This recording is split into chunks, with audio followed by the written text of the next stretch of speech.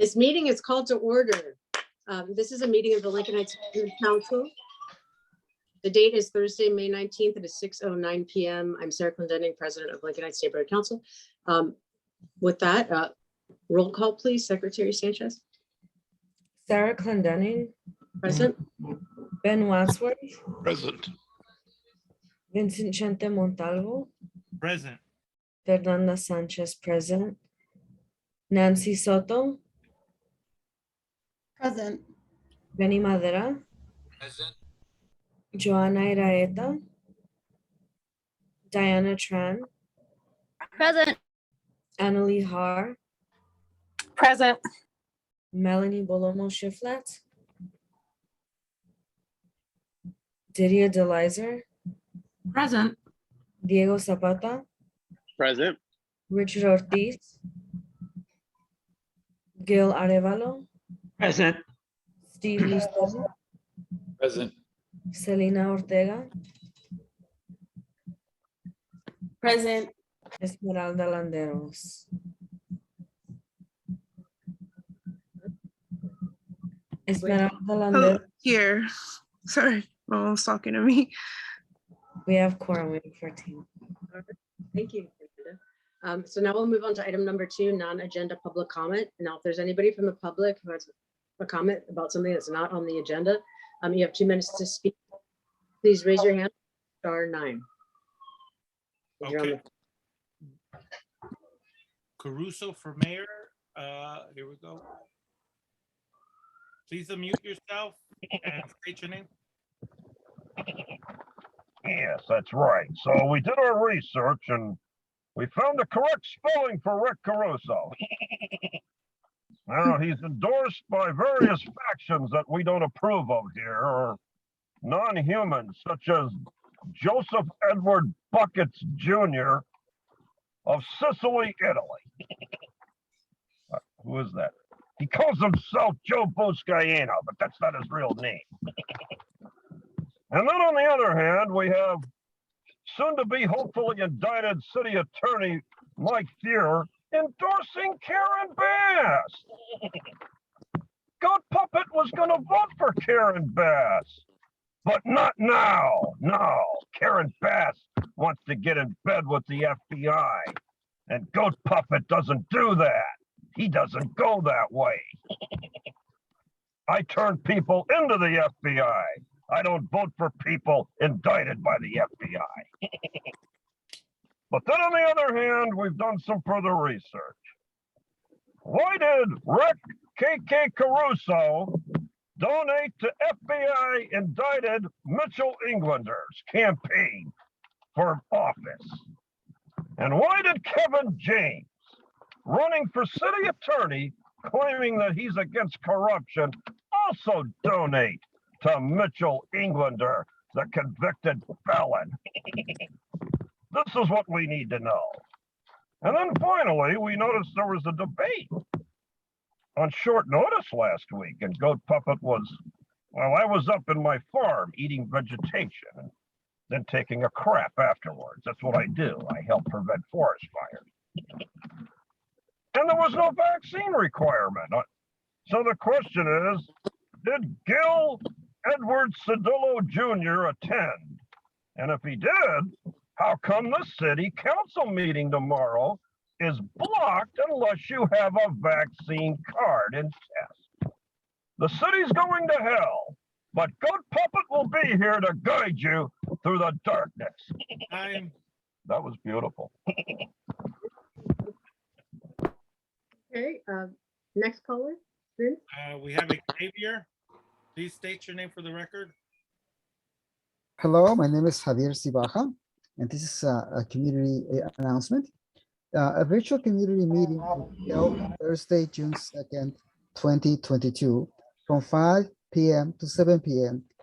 to present a reuse framework described in the feasibility study for the iconic 19-story General Hospital building and approximately 12 acres of the adjoining West Campus of the LAC USC Medical Center.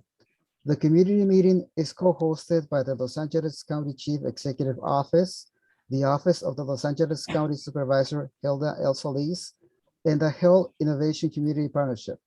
The public is invited to attend to learn about the feasibility studies reuse framework, which presents opportunities for affordable housing, recreation and open space, retail and services. The meeting will be hosted via Zoom. The meeting link and calling information is available at https://bit.ly/GHFS June 2nd. Spanish interpretation will be provided. People can also call 669-900-6833, 669-900-6833. The meeting ID is 829-3109-8337, 829-3109-8337. Thank you. Thank you. All right. I see no more. Okay, so we'll move on to item number 3. Community and board announcements. If there's anybody from the public with a community announcement, 2 minutes per person, please raise your hand. This will just be an announcement from the community. Caruso for mayor. Oh, yes. You want to keep your calendars open here. We have some federal trials that are of most interest to all of us. We have Mr. Weezar's campaign donor Chinese felons. They're going on trial next month. Yay. So everybody give a good reaction to that one. Now let's try. Oh, there we go. Thank you. Yes, that's right. As we're going to find out, why did one of the defendants receive a gift from the FBI of $4.1 million cash? Excuse me? Oh, sir, I'm the people indicting the Chinese developer for Jose Weezar just cut him a check for $4.1 million. What? That's right.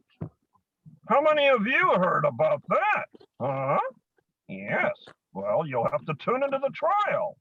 And the federal judge was so kind, he wanted to know if the Chinese developer had gotten his interest on the money because it was seized by the FBI in 2014 and just returned. Yes. What the hell is going on here? I'm shocked. Yes, that's right. And then, of course, the Mark Ridley Thomas federal trial, August 2022. But I have bad news. You'll have to wait till February 2023 because Jose Weezar, again, got another extension on his freedom.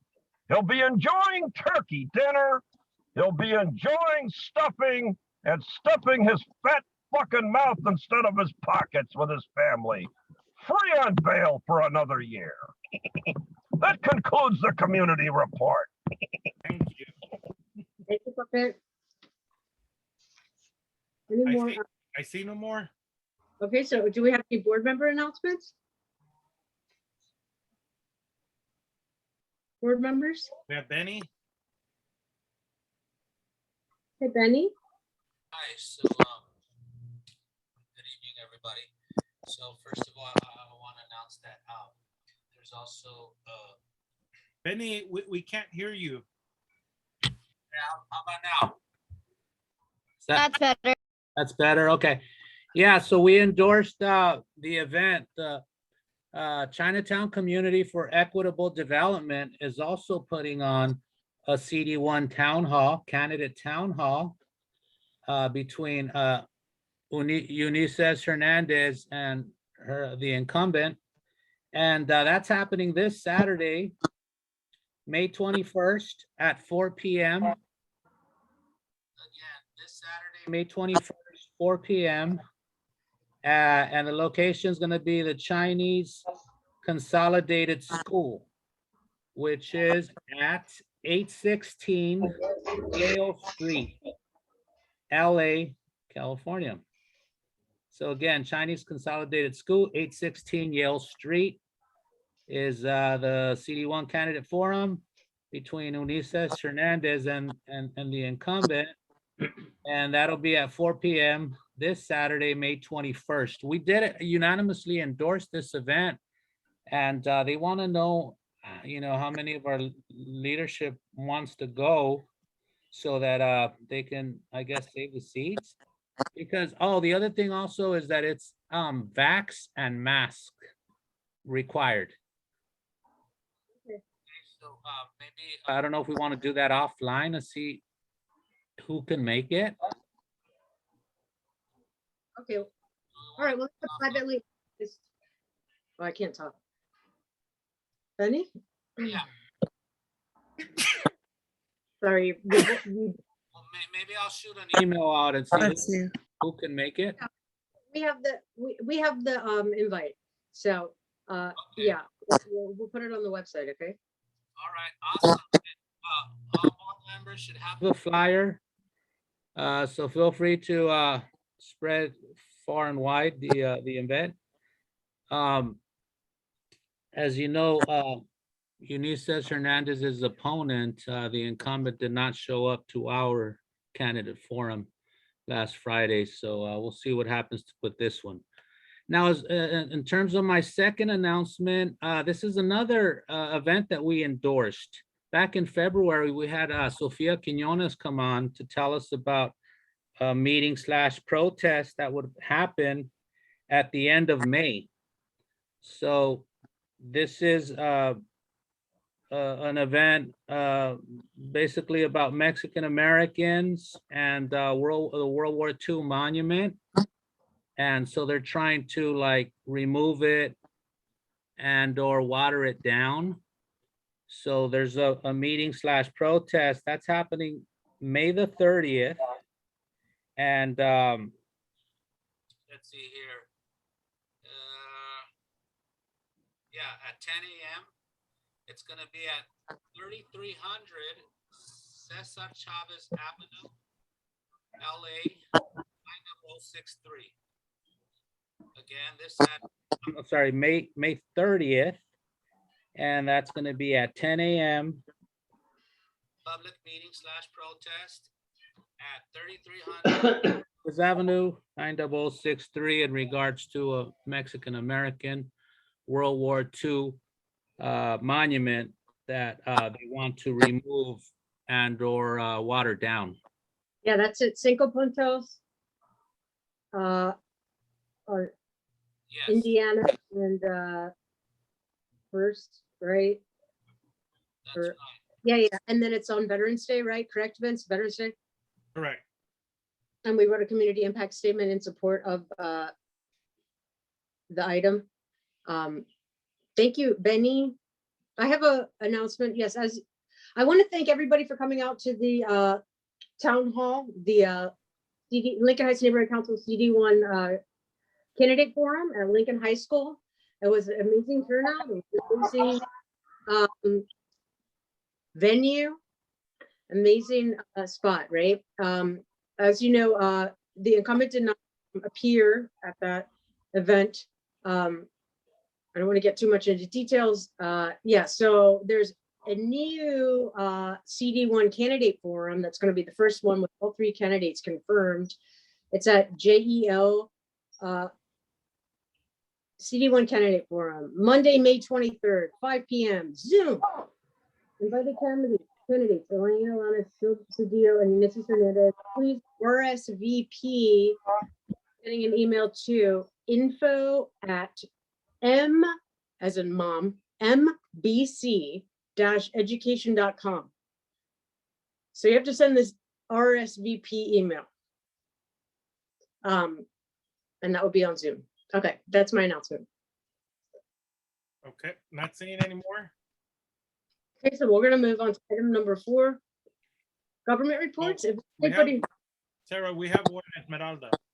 Oh, I just want to get that email RSVP link again. we're gonna put it, we'll put it on our website maybe. It's called, one second. It's info@mbc LHNC-education.com. As in mom, Barry car education.com. Okay, thank you. We have Melanie next. Hi, everyone. I wanted to just name Selena and thank her. I know everyone worked hard on making this happen, but Selena, like, bravo. That was an incredible candidate forum. So thank you for all the work you put into it. Second that. Thank you, Selena. Thirded. Thank you guys. Thank Thank you guys for coming too. Oh, all right. So any other board member announcements? I see no more board member announcements. We're going to move on to item number 4, government reports. If there's anybody from, One second, we have Deanna. So this isn't an announcement. I'd just like to ask regarding one of the items that's coming up. Will I have to recuse myself from the PESA item? Yeah, if you believe that there's a conflict with it, it's best to recuse yourself. When you do so, when the item comes up, make sure you make the announcement of the recusal and you turn your video and sound off. Vince, it's a funding item though. Yeah, well, that's what she's asking. If she thinks No, but she's ineligible. Oh, okay. I'm 18 now though, right? Wait, Uh, I am 18. Yeah, Ben, She still has to recruit herself. that's what I was gonna say. Yeah. I will definitely recuse myself. Thank you. okay, cool. Thank you, Ben and Vince. All right, so now we're going to move on to item number 4. We have to kind of speed it up a little. It's 6:30. Jill has to leave at 8. So government reports. If there's any city official or government official that wants to address the board or our community, you have 2 minutes. Please press *9 or raise your hand. I don't see any. Okay. We're going to move to item number 5, area rep reports, areas 1 through 7. Any area reps have any announcements from their area? No, just for ARC, we're going to be meeting June 7th. I encourage everyone to attend. If you're a board member, you can only listen and not participate unless you're an appointed member. But definitely go in. There's a lot of things that are going to be coming up at the ARC. Okay, but area reps 1 through 7. I always get that wrong. You area reps? Okay, so yeah, we'll skip that one. Item number 6, committee announcements, committees, outreach and events, planning and land use, all the committees. Do any of our committees have any announcements? I just made that one ARC. Okay, planning and land use committee has an announcement. We had to push we're gonna have the meeting yesterday, but we're gonna push it a couple weeks just because of timing with some of the applicants or presenters. And then we'll keep everybody posted. It'll be on a Wednesday. Okay, any other committee announcements? No? Okay, so we're gonna move on to item number 7, budget and finance committee. Item number 7A, Vince, you wanna roll with it? Yeah, I got it here. So item 7A is a list of outreach items that we recommended for the outreach committee to have and the board so that we can do some summer projects. Considering that this is the end of our year of our fiscal year and budget, and we wanted to make sure that we use most of our funds up. We do have deadlines coming up. June 1st is going to be the last day that we could submit an MPG. So that's why we're doing MPGs today. And after that, we have only credit card use up until June the 20th. So we have to try to get these funds spent. This one is for a discussion and possible action on funding up to $77,500 for Lincoln Heights outreach and event supplies. This includes tables, chairs, projector, sound equipment, outdoor movie screen, canopy, tablecloth, and a generator. And I have these supplemental documents. Give me 1 second. Here. Will that generator also be like an inverter? Like we have a vehicle and then we want to get an inverter so that we can plug like AC plug or, plugs into the plug? Correct. Yeah, Cool. it's multi-use. So this one So right here, our first item is to get our outreach table chairs. They run about $59.99. And it was hard to get real estimates on this because unless you put the card in, which we can, it wouldn't give us no real estimates. So this may change by number, like maybe we cut this one from 6 to 5. These chairs are the 6-foot folding chairs. We have the outreach singular tables that are 4 foot that are much easier to carry in a car if somebody's going to put up for like a couple of hours to hand out on the outreach team. The 6-foot tables are for our bigger events. We got chairs. They mark black, but they can be any color. So if anybody has a preference, now's the time. I think they come in white and black. And then we have the inflatable screen. This one's about 20 feet in the middle. Crosswise. So this would be good to have any type of summer movie program. We'll have funds to provide, light snacks for people to come out, show a cartoon. And then we have the projector. And the projector, this is one that I picked because I've used it in the past. But if somebody has a better alternative one, it's just something that would give us enough to show good quality screen on the screen, because the screen's pretty good. How much are the light bulbs? Usually the light bulbs are always expensive, so they're always going to be probably in the range of $150 to $300. Just rent from a high school. I'm joking. And Okay. so our audio system is a very simple system. There's some other ones that are out there that would hook up a little better, but we also maybe in our next budget we can ask for some of the wiring. This has some of the basic wiring we're going to need for the setup, and that's to provide sound at the event. Or if we're going, these can be used for anything from the outdoor events and to any open air events that we have into the future. Okay, and these are 15-inch JBLs speakers. Then we have 2 canopies, 10 by 10 outdoor canopies. They run about, I put the $200 each because they were the ones that were close to the cheapest. Are these fireproof? Yes, they are fireproof. Okay. Fire retardant, yeah.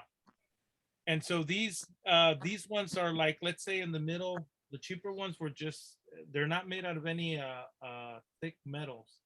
And so I've used some of the cheap ones in the past and they don't last that long. These ones are in the middle. These actually have lasted me before about maybe 5 years, 6 years, but none of them they're never forever. And this one, this is the Honda. So I put the Honda generator up because it was the cheapest and most comparable to like less than $100 and the cheapest one on the market that would keep up to what we might need it for. This has enough power to power the blower for the screen, the audio, and the projector. And then on our tablecloth, let me bring you over. That's a gas powered generator? Correct. How loud is it? It's not loud. It's a silent model. I mean, it pumps a little bit, but not as loud as some of the cheaper models. But that's not a pump. That's just a generator. So the screen comes with a pump. Yeah, it comes with its own little air blower to keep it in. It's kind of like a bouncer, the way the bouncers have it. Do people use those normally? I never heard of one of these inflatable things. Yeah, they use them at the California State Park for that big one. They have 4 air. You don't even hear them because they're in the background. Oh. And they use the bigger Honda generator, and as long as we move it away and get a long extension cord, you don't even hear it. It's not loud. It makes a muffled sound. Come on. Huh? It's like a pool toy. I would just be blowing it up the whole time. So Continue.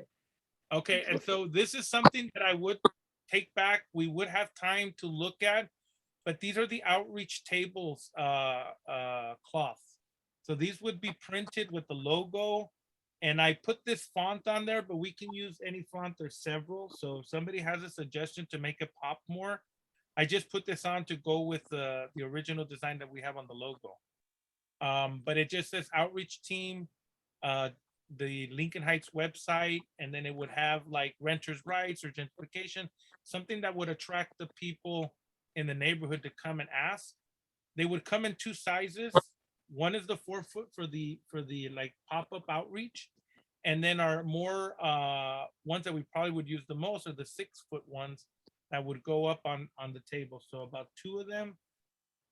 The price for them printed, shipped, and this is the only thing that we have a tax on, and I got the invoice at the bottom. They come out for $1,060.50.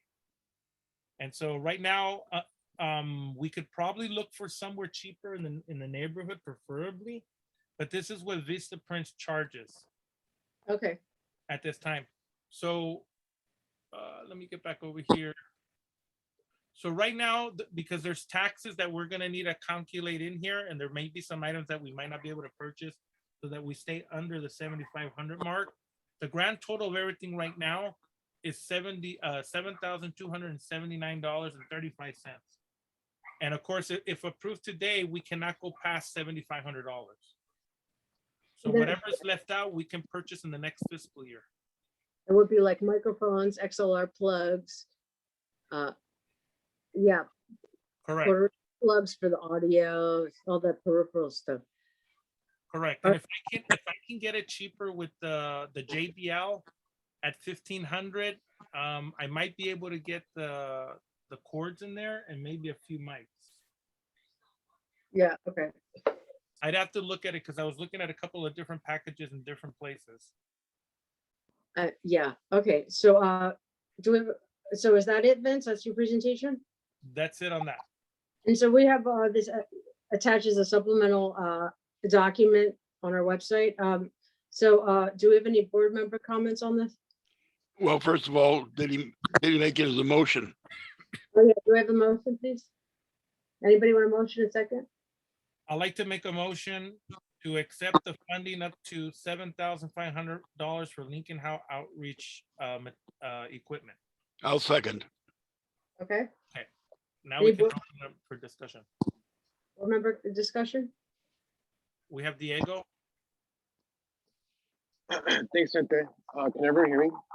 Yes. Okay, good. Yeah, before I don't feel confident in voting for any funding item before I know how much money we have. Can you give me a quick rundown? I'm sorry if you've already done this, but just a set number of our remaining budget is all I need really. Okay, so right now, and this is still pending, there's still items that are still not accounted for. And we had one MPG that was returned back to us. The net available right now is $24,369.35.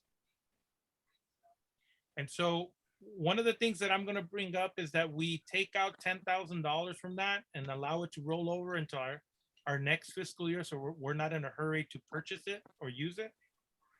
That would leave us with $14,369.38. What if this approves with the $7,500 package, it would reduce it down, and that's what we would have for the MPGs right now. Yeah. And just to make one note on this, we don't have to spend all of this money on MPGs because we have until June the 20th, where we can come up with another special meeting. If we have to buy the supplemental items like the mics and the wires, I can purchase with credit card all the way up until June the 20th. So we can put some of this money aside if we think we're going to need other items or maybe outreach items. It's all up to the board, but I'll get to it as I explain more. But as of right now, we have $24,369.38. And I would ask everyone to consider removing 10,000 of that, so we allow it to roll over into our next fiscal year, which would leave us $14,369.38 right now. So that's what we would be working with. I have a comment. I want everybody to know, I've looked at all the MERs from the past, well, whatever exists after 2018, and the previous board, we used to allocate $8,000 to the parades. Also, we were very frugal with the candidate forum of a budget of only, how much was it? $600 or something, 500. Yeah. It was under 600. Would spend $5,000 on that event, just whatever. We haven't yet to have to spend any money thus far for this past year. I feel that yeah. Just gearing up with what we need for the summer, important. With, in terms of even just incidentals, with gear. That's my opinion. We have Gilbert. Gil? Okay, Gilbert, we'll come back to you right now. Esmeralda? I just wanted to recommend there's a printing business. It's kind of new that's on like Daly and Broadway next to the airliner, where they have like printing services, because you said something about local business. I don't know. That's all I wanted to say. Okay, no, we can look into that. You know, that's something we can look into for sure. I think they're called Espadas Printing or Espadas something. Okay, we'll definitely look into that as an option. Deanna? Hello, I just like to ask when the next outreach event will be. Like, is there one planned for a specific date during the summer? Not yet. Okay. Oh, okay. And like this will be reused, right? We're not gonna buy anymore. So this is like a one-time thing, probably. This will probably be as it goes along. If something breaks down or something, we have to purchase. Yeah, it'll. Oh yeah. We'll try to keep it use it as much as we can. We're frugal. Thank you, Deanna. Gil, are you there?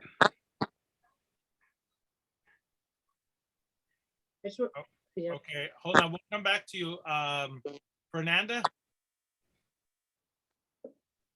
Okay, yeah, I understand like over budgeting, so that we can cover all the expenses if it comes to that. I think I've done like the most tabling sessions for our council, and there have definitely been events where we're not provided with a canopy, we're not provided with a table, and our council doesn't have any like equipment, so it's been like really hard in that sense. I know it sounds like a high expense, but this is something that I guess will last the council for like forever. And I am excited and looking forward to having more summer events for our community. It's like the first summer where we really have council to do stuff. So I think it's important we all start organizing events for our community, and if we have the proper equipment, we can definitely make it happen. Yeah. Thank you, Fernanda. You know, committees, you should be having a meeting once a month, if you can. I know it's been hard because we've been having so many meetings, but yeah, the tabling thing is super important. We have Anna Lee. Oh yeah, I was just gonna say I love all these items that make. I just got so excited. I'm like, oh my gosh, thinking about all the different things we could do with it. So that's it. Yeah, I like it. I like it a lot. And also, I don't know what kind of printing. I know I went to go get something embroidered at the place on Broadway and Daly, but there's also, I was gonna say, Mayan Print, who did our face masks too. So if one or the other doesn't do whatever type of stuff, but yeah, that's all. Thank you, Anna Lee. Vince, Uh-huh. it's 43. We have to get to the MPGs. I don't want to leave, so Okay. I'm just alert you. I don't know. Gil has his hand up, so I don't know if something's going on with the audio, but Gil, there you are. Can you hear me? Yeah. Yeah. Did you hear my question before? No, we didn't hear The question before is, the obvious question is, I hope we have a place to store these things. It'll all be stored inside our public storage. Because we haven't resolved that storage situation yet. Storage unit that we pay for every month. Correct. Great. Okay, Sarah, just public comment? Public comment. If anybody from the public would like to comment on the item, you have 2 minutes to speak. Please raise your hand or press star 9. Okay, we got Christina Carlos.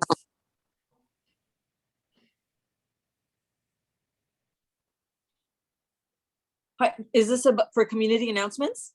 No, this is on. Okay, yeah, I think I missed the boat, so it's okay. You can pass me. Okay, and now we have Caruso for mayor. Oh, give me 1 second. Caruso? Unmute me, dummy. I did. Ow! Yes. So as you know, being a farm animal as myself, we have a lot of power outages. But you can go to Harbor Freight and buy the Predator 2000 watt super quiet inverter generator for $600. What? Yes, that's right. And they give you side-by-side comparison of the evil Japanese Honda product you're promoting.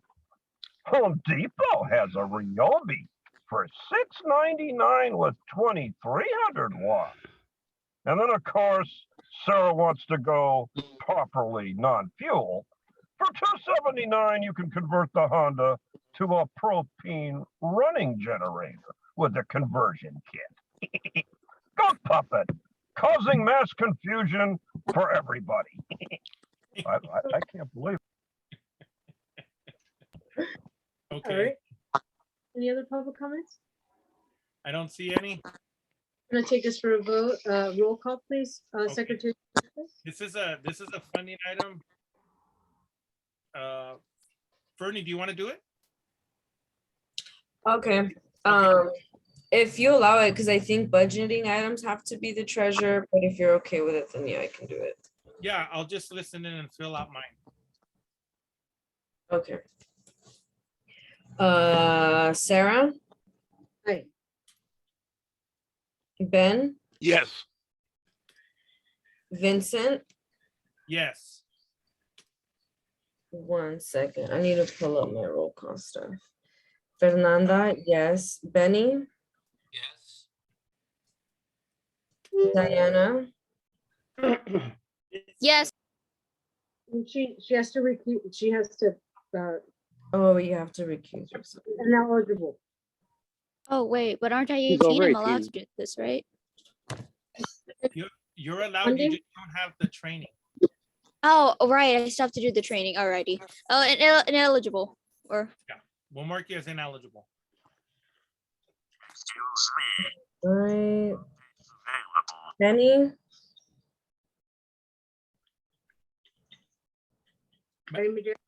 Benny said yes, but his volume is really low. Benny, your phone sounds really low. Nancy? Yes. Annalee? Yes. Melanie? yes. Didia? Yes. Diego? Yes. Richard is not here. Gil? Yes. Steve? Yes. Selena? Yes. Esmeralda? Yes. And I believe that's everybody. Okay, motion carried. Thank you. Vince, can I move B and C to the end, or are the end items dependent on B and C? No, we can move them to the end. I'll move them to the after K, to the end of the funding item. So we're going to move on now to the MERs. We're going to move to 7D, discussion possible action. Well, actually, no, we're going to hold off on D and E as well. So we're going to hold off on B, C, D, and E. We're going to move to F, discussion possible action on MPG to American Renascent up to 5K.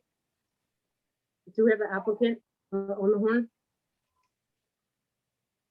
This, I don't see them on here. hi. What I'll do is I'll bring up the packet.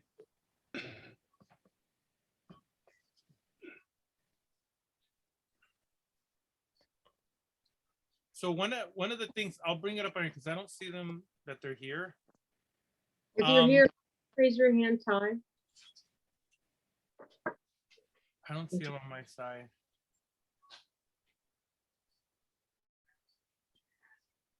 Okay, there's. Okay. So in our funding training, I was looking at their tax ID number, and the problem with this one is that this is at a ministry or a church. So per the training for the neighborhood council, we're not allowed to give any churches funding. I do know that this particular one has gotten money, and I don't know how, if that's the case. But if you look at the MPG packet, the application itself, it also doesn't match the 501c3 determination letter. So this has left me thinking that we might have to contact the city to even look into this, because I don't think it's eligible under the determination letter. Okay. Okay, so with that, we're just going to move on. We're going to hold that till the next meeting, or? My recommendation is to continue it, because until I can get approval of it, I don't know what's going to happen with it. So the 501c3 is registered under a church, correct? Correct. And I'll just bring that document up so people can see it. 1 second. So see, you can see it right here where it says Christ Living Gospel Ministry. That's the original letter of the 501c3. It's using the identification employer number, the EIN number. The problem with this one is that that's not what's on the application. So if you look at the application, it's actually a different organization, where it's the American Renascent Center. And so that's something that brought it to my attention that I'm probably gonna have to send this in to even get it pre-approved before we can discuss it. So I would make a recommendation that we continue this application until further notice from the city clerk and the funding department. Okay, with that, we will move on to item number 7G. Discussion possible action on neighborhood purpose grant at Lincoln High School ethnic studies are up to 5K. That's Art Lee Cohn. Is Art on the horn? Is he on the line? I did see Art here. Let me.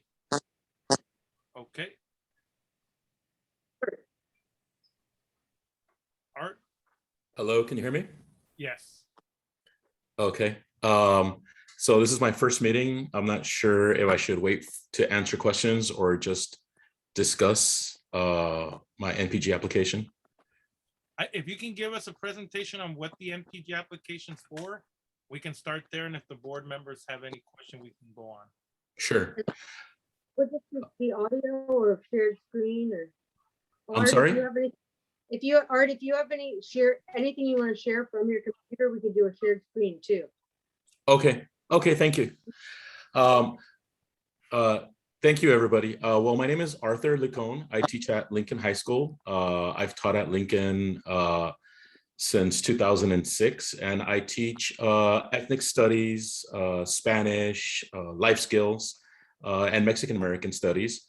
And so this NPG application is for our ethnic studies and Mexican American studies classes. We actually have at Lincoln High School a very robust ethnic studies program. I don't know if anybody knows, but LAUSD has finally made ethnic studies a graduation requirement. At Lincoln High School, we offer African American studies, Asian American studies, Mexican American studies, and an ethnic studies class. All of these classes are 1 semester, and then students swap and take another class. This application is for video equipment for students to conduct research at the school and in the community. This type of research is known as YPAR research. It's very popular in the universities, especially people who are working on master's programs, but we're bringing it to our students, at least kind of a slimmed down version. YPAR research is youth participatory action research, and youth participatory action research is meant for young people to research their own communities. The goal ultimately is for them to improve their communities in a variety of ways.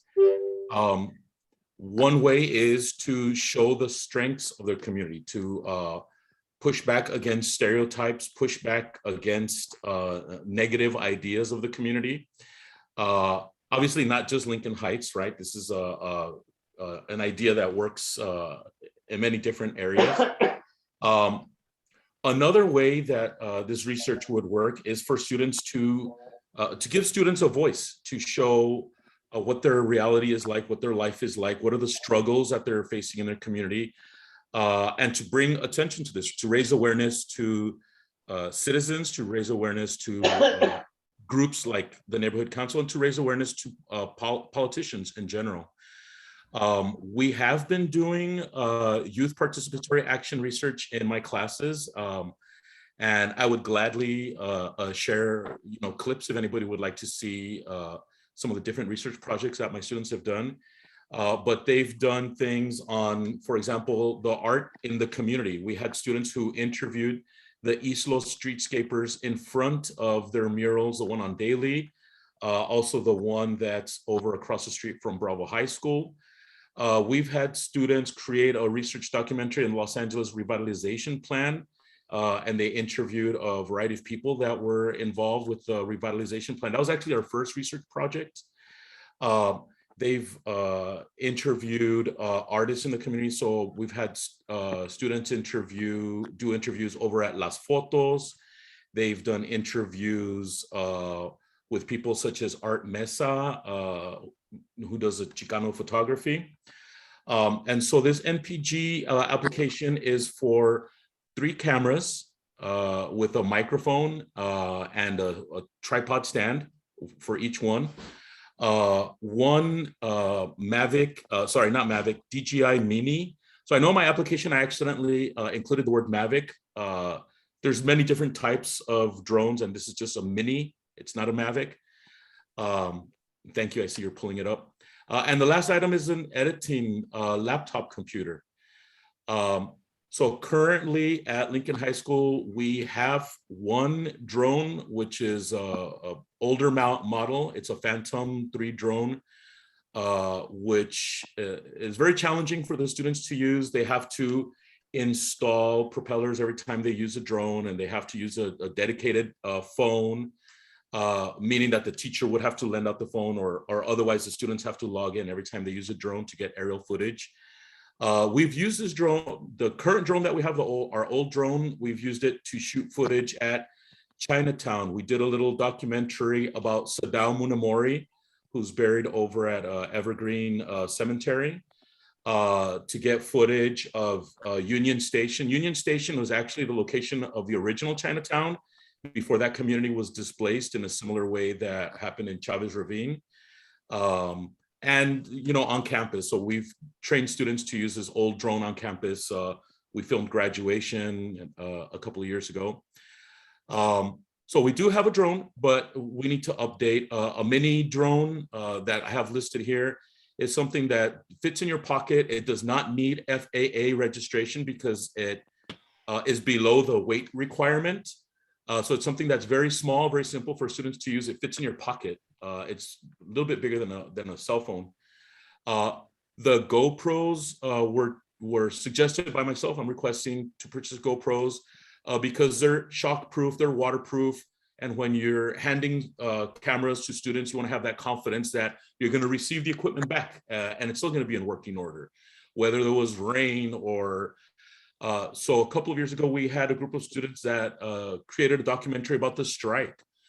They interviewed teachers, they interviewed community members. They were out filming teachers at Lincoln High School. They were filming teachers at Gates. They were filming teachers at Soto. They were filming teachers downtown. And almost their entire documentary was in the rain, which was a lot of drama, right? We had somebody holding an umbrella while the other person's holding their camera. And so these are 3 action cameras, which are also submersible. So they could be, you could drop it in a puddle and still fine.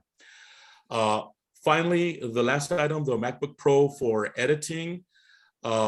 We do have access to computers on our campus.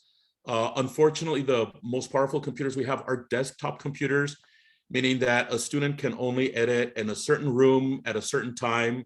They couldn't edit, like say at a different time when that computer lab is closed, or edit in the library or in the garden.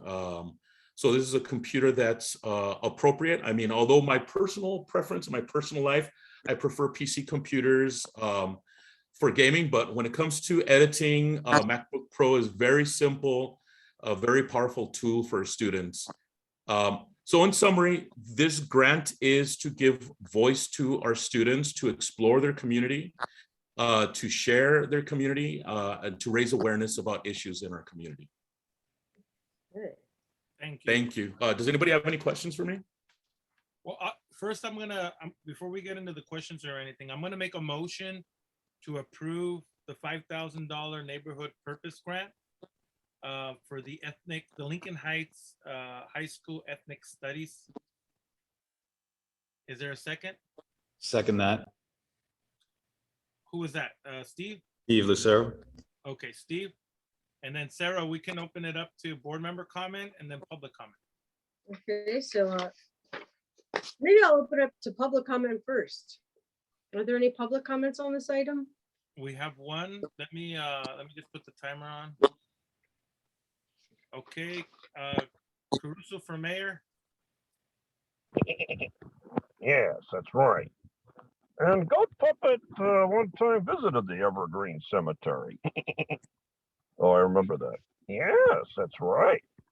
They need to water the lawn a little bit more. Even in a drought, you must pay your respects to those who served us the most. Now, of course, we want to study the true tragedy of mankind. Greedy white people. Yes, it started with the Chinese. Then it went to the Irish. Oh, the Irish are white. In whose opinion? And then they went after the Italians, and then the Latinos, and before that, the mestizos. Yes, remember, the first racists were from Spain. Actually, this area belongs to the Native Americans.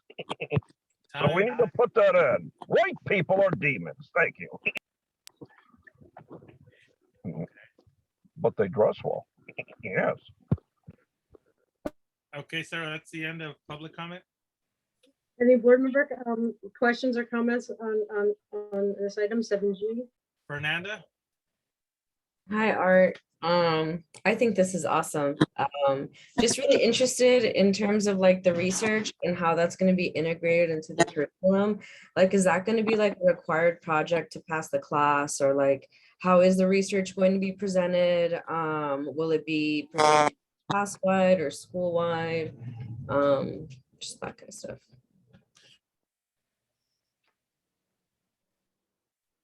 Should I go ahead and answer that? Yes. Okay. So we've done two different, we've shared our research in the past two different ways. One, we used to collaborate with an organization that used to participate in educational activities years ago, and now they don't. So that funding has been gone for a few years. During that time, they would lend us cameras, they would lend us tripods, they would lend us equipment that belonged to them. And then they would have an annual showcase. So we attended this showcase. One time it was hosted at Belmont High School, a couple of times at Cal State LA, and a few times at Lincoln High School. But that, like I said, that funding has been gone. And after that funding is gone, we tried a variety of different events that didn't really work out very well. So we're hoping for a new event. There used to be a film festival that took place in the community that, there were some issues and it was a little rough. And I know it's not around anymore. So it would be great to have a new film festival. Currently, my students are making youth research, YPAR research, and they're using their cell phones. So I have students that are interviewing people in the community. They're interviewing family members. They're tackling topics such as gentrification, social, emotional issues after Zoom for 2 years, immigration, crime. So they're tackling a variety of topics, and they're all using their cell phones. We do have, like I said, some equipment at school, but there's not enough cameras to lend a whole class of ethnic studies students. We have been uploading all of our research onto YouTube, so it is there. It's open to anybody to see. But in the future, we'd like to use some 4K cameras instead of having the kids use their own cell phones. And currently we'll be sharing our projects in the classroom.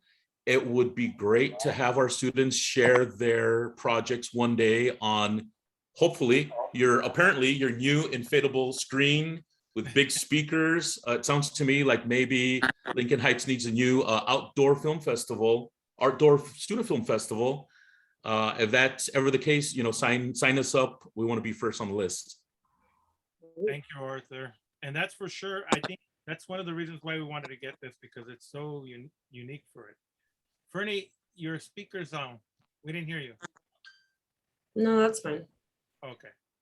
So definitely, we definitely wanted to bring that up because I think it's a good match to get the students out, but just really anybody in general to be able to showcase what Lincoln Heights has. A lot of talented people in our neighborhood.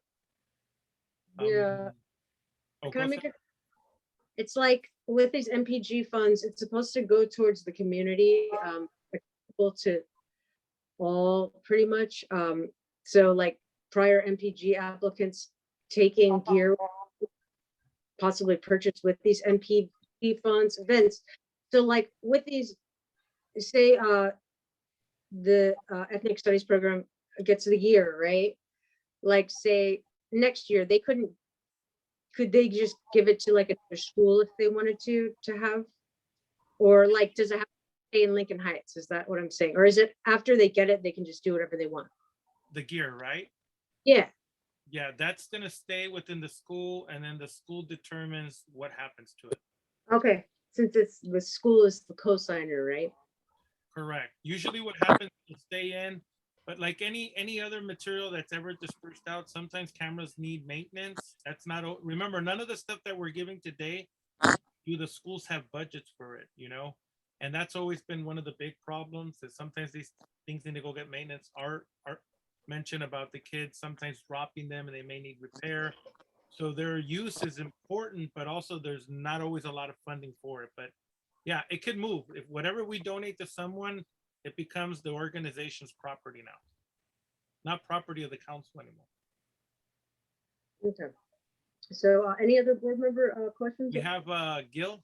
Yes, I would like to have Ben weigh in on this, since how he probably has a lot of experience in everything in this. If Ben could weigh in on the appropriateness and the proper, to see if it's a proper procedure and everything else like that. Could you enlighten us, Ben? Sure. It's a good program. The trouble is you need the equipment. If they have the equipment, they can do a lot of things. And I would be very happy to see that succeed. Thank you, Ben. Okay, Sarah. Oh, and just one thing for Art, just one thing, because it itches me. It's not Chavez Ravine, it's Palo Verde, La Loma, and Bishop. That's how we're rewriting our own stories for our three communities. That's right. Absolutely. Absolutely. But no scolding. They're not a teacher. Okay, we have Diego. I'll be very quick. Art, can you elucidate how many students are enrolled in your ethnic studies program? I'm not sure if you said it earlier, but can you just remind me, please? The numbers in the 30s, I could take a second to pull up the exact number. Let me take a look here. Where else? Okay. Okay. Thank you. We want them to use this equipment before it becomes obsolete. Just juice it. Oh, I'm sorry, just to add one more thing. So the class, to answer that question, the class does have 30 students, approximately 30, right? But as I mentioned earlier, the classes trade halfway through the year, right? It's 2 semesters. So after the first semester, I get a whole new batch of students that can also use the equipment. So I had about 30 some students from August to December, maybe say approximately 35. And then in January, that class ended. In January, the class restarts with a whole new group of students and a whole new set of 35.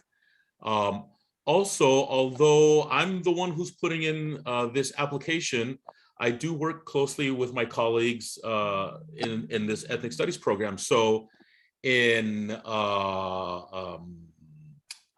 what month was this? In April, the ethnic studies class, together with the Asian American studies class, went on a field trip to the Cesar Chavez National Monument to do service and you know, just spend the day at the National Monument where Chavez is buried.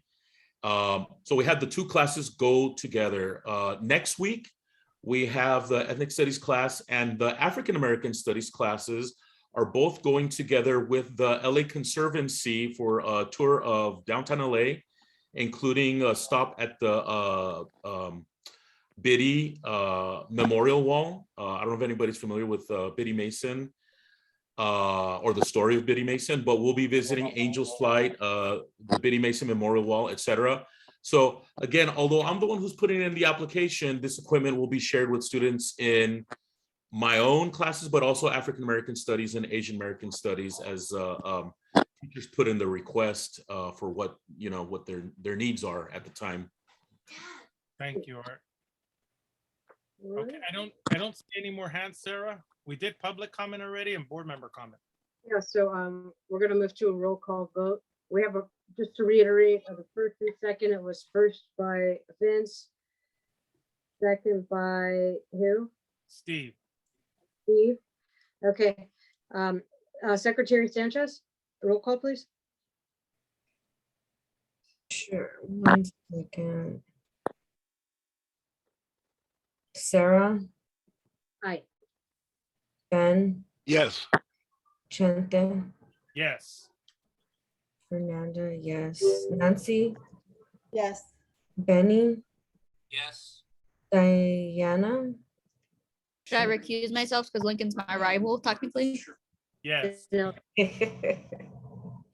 Annalee, Yes. Melanie, Yes. Didia, Yes. Diego, Yes.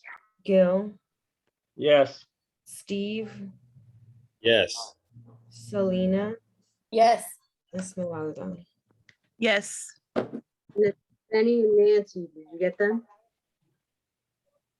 Yes. You got Benny and Nancy? I believe I did. Benny, Yes. Nancy, Done at 6:30. It's 7 already. Nancy? Yes. Okay, cool. All right, so that's unanimous.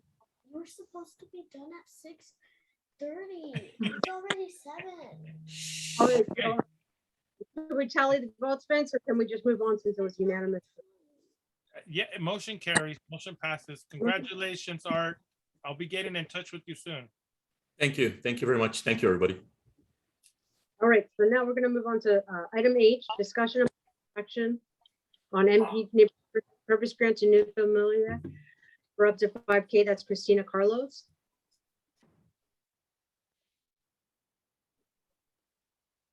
Christina Carlos, please state your name for the record.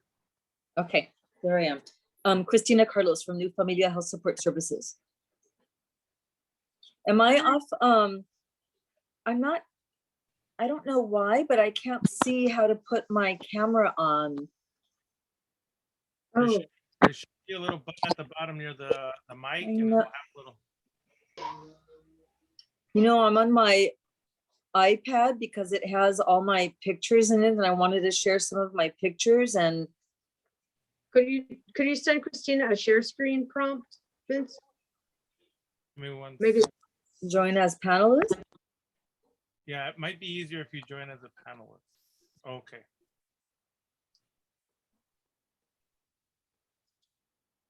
I promoted her and gave sharing screen abilities.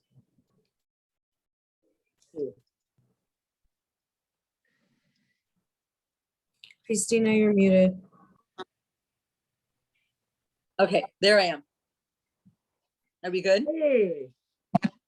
Thank you. I kept fussing with my screen trying to try to see how I could even see you guys, and I couldn't see the regular gallery. Thank you. Sure.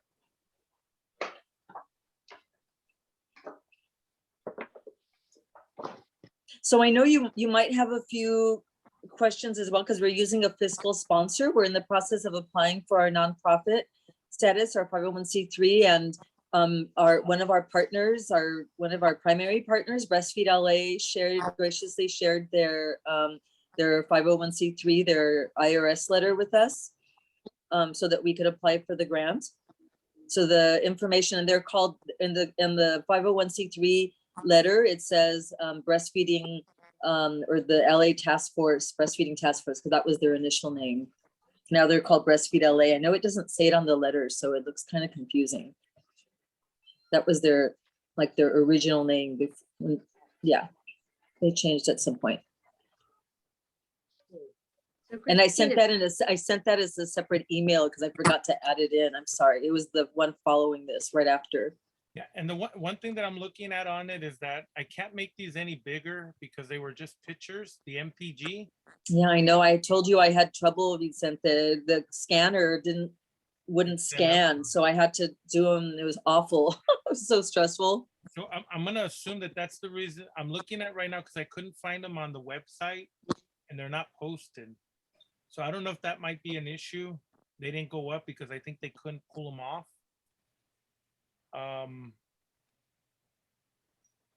Do you want me to send them to you as pictures? Let me see I saw the exemption letter, and that's what this is here. Yes. That one clear. Originally called Breastfeeding Task Force, but that's actually Breastfeed LA. And this one's located in Redondo Beach. Okay. Yeah, that's their headquarters, but they are the Coalition for Breastfeeding for Los Angeles. So yeah, that's where their headquarters is, I guess. But all the work that takes place is at our office in Lincoln Heights. Okay. If the photos aren't, if you can't make the photos bigger, I can give you a website that you can plug the photo in so you can convert it to something you can make bigger. I have okay. I was gonna say, I have the pictures that I was gonna use for my gallery so that I could share those, but these, because I had to do them last minute because I couldn't scan like I could send those as photos, but I didn't send them as original screenshots because they looked horrible as screenshots. Christina, why don't you introduce the new Familia, tell people where it is. Okay, and we'll take care of the business afterwards, maybe? I mean, maybe like we'll just find, like, just so people know right now what we're talking about. Yeah, okay. So can I go ahead and share my pictures? Yes. So this is what I wanted to share right now. Okay. Okay, can you see those? Can you see that? No. Oh my God. Is it not? There'll be a little button at the bottom that says screen share. Yeah, I saw that, but screen. Let me see if it'll let me do this.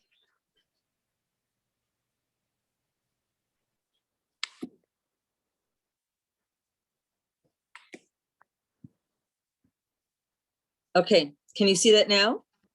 No. Go to your website, and could Vince go to your website, and then we'll just pull up pics from there. Yeah, no, these are just like from my gallery. So yeah, I wanted to use them for my gallery, but it's okay. Let me see if it'll do this one more time. So okay, can you see that? Yes. Okay, so these are just like the pictures that are in my camera roll, and these are always taking pictures. So New Familia Health is it's 4 years. We're celebrating our 4-year anniversary this weekend on Sunday. I wanted to share the flyer afterwards for moms and families, but we provide perinatal support services, which means for pregnant and for postpartum moms, from pregnancy through parenting, and for the purpose postpartum, meaning postnatal, like after you have a baby. So from pregnancy through birth, and postpartum, which is the following childbirth, which is a period of say between 6 weeks and a year. And we provide supportive services, educational and supportive services during that time, from pregnancy through the post childbirth period. And during the pandemic, of course, we had to pivot and start doing everything virtually. So this is our Spanish speaking group yesterday. We do support groups online every day of the week almost. Thursdays, we're just starting our diabetes prevention classes again for women who have had gestational diabetes during pregnancy, but all women support. And this was our Spanish speaking group. We have a lot of bilingual moms. We have a postpartum group. We have a maternal mental health group. And for the purposes of this grant, we have a partnership with Breastfeed LA. And so that, yeah, it's too hard going back and forth, but we have a partnership with Breastfeed LA, which is the coalition for Los Angeles and for breastfeeding. And we are their only community-based organization that's really delivering in-person services to women in low-income communities, which for our community is the Northeast Los Angeles neighborhoods.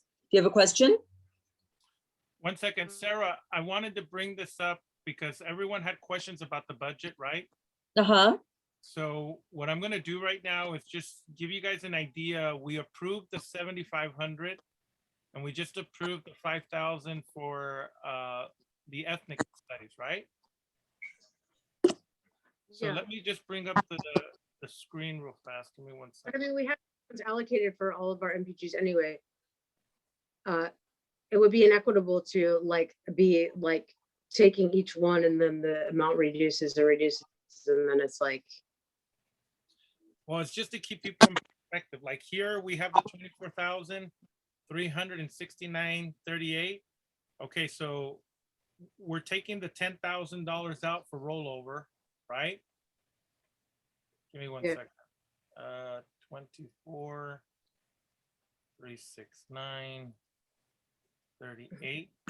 So I'm removing 10 from that, 10,000. Okay, that leaves us with $14,369.38. Now I'm going to remove what we just approved, which was 7,500.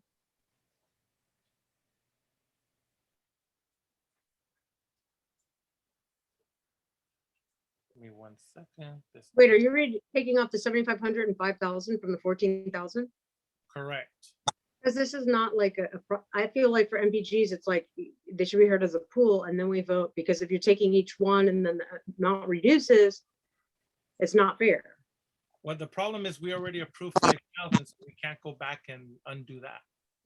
Okay, well, then That's already been approved for it. That's why I'm doing it this way, so we have acknowledgement of what's actually left to be given out. okay, maybe this should have been done at the beginning of the process is a little weird. All right, so you're doing 14 minus 7,500 plus 5. Okay, well, hold on. I gave you guys the numbers with the 10,000 removed, right? So we're at 14,369.38. I'm now going to deduct the 7,500. Okay, that brings us down to 6,869.38, and then I'm going to deduct the 5,000 we just gave ethnic studies.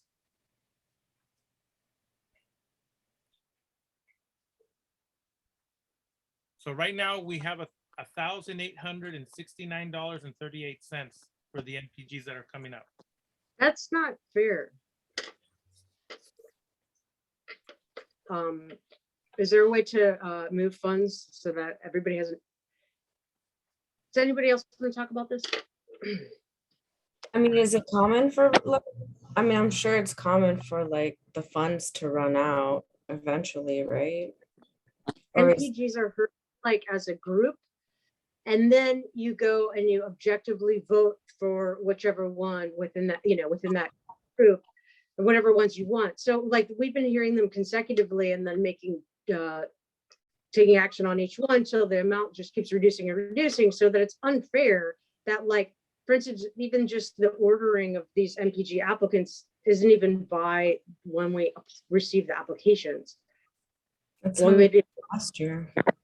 That's why I made the announcement when Diego asked. I let everyone know the amount we had and how we had to read, how much money we actually had for MPGs. But the way that the MPGs were heard is inequitable. For them to be heard consecutively. Divya, does anybody want to talk about this? Because I don't know if this is like, from what my research, it's like they're not taken this way, one by one, where you make take an action on each one. Either heard as a group, and then you, as a whole, then evaluate which ones you deem worthy of the funds. Let's start with Diego. Auction, and it's like, it's not fair to this applicant, they should be on the same footing for the funds. Can everyone hear me? Okay, cool. I think okay, so I attended a few other neighborhood councils very recently. For example, LA 32 is already run out of money. They gave it all out last month. Arroseco, I think, has a few $1,000s left, but everyone's virtually running out of money, and that's a good thing. That's, we have to use our neighborhood council funding, otherwise it goes back to the city. I definitely think that we should be hearing the NPGs in the order that we receive them. As far as I know, all the neighborhood councils that I've attended to, including Lincoln Heights, has always considered NPGs in the order they were received on a case-by-case basis until we run out of money. So if we are not reviewing NPGs in the order we receive them, then that is definitely a red flag. But those are my 2 cents. Well, we did it in 2 pools, so a pool should be a pool. And they are heard in the order they came in. Okay. Melanie? Yeah, I was gonna say, I think we've had 2, like this is our second round, right? I would feel a little more, I mean, I do agree that the system feels inequitable, and I'm sure that we can improve this. I'm a little relieved that this is our second round of it. But Vince, could you just clarify for me the purpose of moving the 10,000? I remember you saying that, but I couldn't remember why. Yeah, go ahead. We have the $10,000 rollover so that in the next fiscal year, which is July, some of the applicants can apply at that point because we have such a short time. June 1st will be the last date we can submit the applications. So sometimes what this does, it allows MPG applicants to get like their paperwork and ready, right? Because sometimes their paperwork's not ready. And that money rolls over. It's the only time the city allows us to roll over $10,000. If we don't roll it over and an MPG is given now, but it's not awarded the check, we lose the money. What, and in what circumstance would they not be awarded the check? It could be for a lot of things. People can send complaints in, the documents don't add up, or they're not registered. Like sometimes when we have fiscal agents, sometimes they require a letter from the nonprofit, or they might want to call the nonprofit, and there may be, sometimes conflicts. I mean, there's an array of things that they can. We just had one that was turned down, so that was one of the problems that we had. That there was someone called in with the conflict. Okay. And that's not left up to us to decide. I fill these out and send it into the city clerk, and they're reviewed by the 3 city departments and the city attorney. Okay, so I feel like at the beginning of the movie, the meeting, it should have said like we have, $6,800 to allocate to MPGs. We have 1, 2, 3, 4, 5, 6 applicants. We did say that 6,800. I went down the list when Diego asked. I broke it down the same way I broke it down right now on how much money would be left over. And that was based on if we approved the 7,500, which we did, And then we approved the ethnic studies one, which we did. And then what's left right now out of all of that is 1,869. Now, it doesn't Okay. mean it doesn't mean that we can't fund them, because as soon as this passes, the 10,000 rolls over and we get a new set of funding in July 1st. But they can apply again in July. Okay, So so they can apply again in July 1st, and then we can have more time to be able to, check the documents and all that. That's the most important thing. because I know that other NCs take them as they come, like they'll have an MPG like each meeting or whatever until it runs out. So we did 2 pools. So I mean, I guess when I hear pool, I think that it would be like a competitive sort of evaluation, but we kind of chronologically. Yeah, And and just remember, MPGs have to be heard individually. We can't hear them in a pool and then go back and allot money for them. I have to do a little research on that. Really? Okay. All right. So I guess we'll continue with this item, correct? Correct. We have Diana. Yeah, so hello?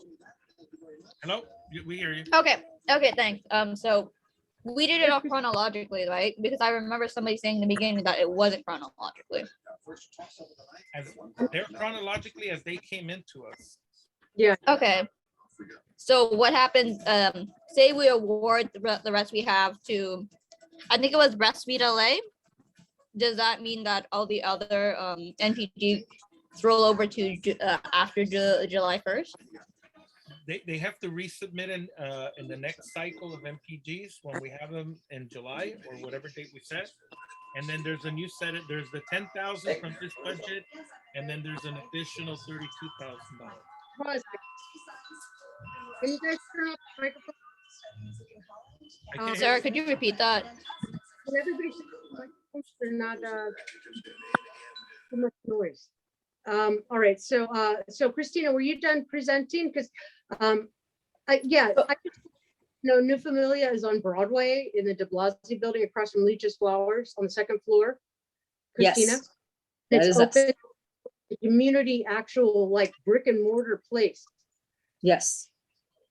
So yeah, if you want to talk about like just the significance within our community as a local.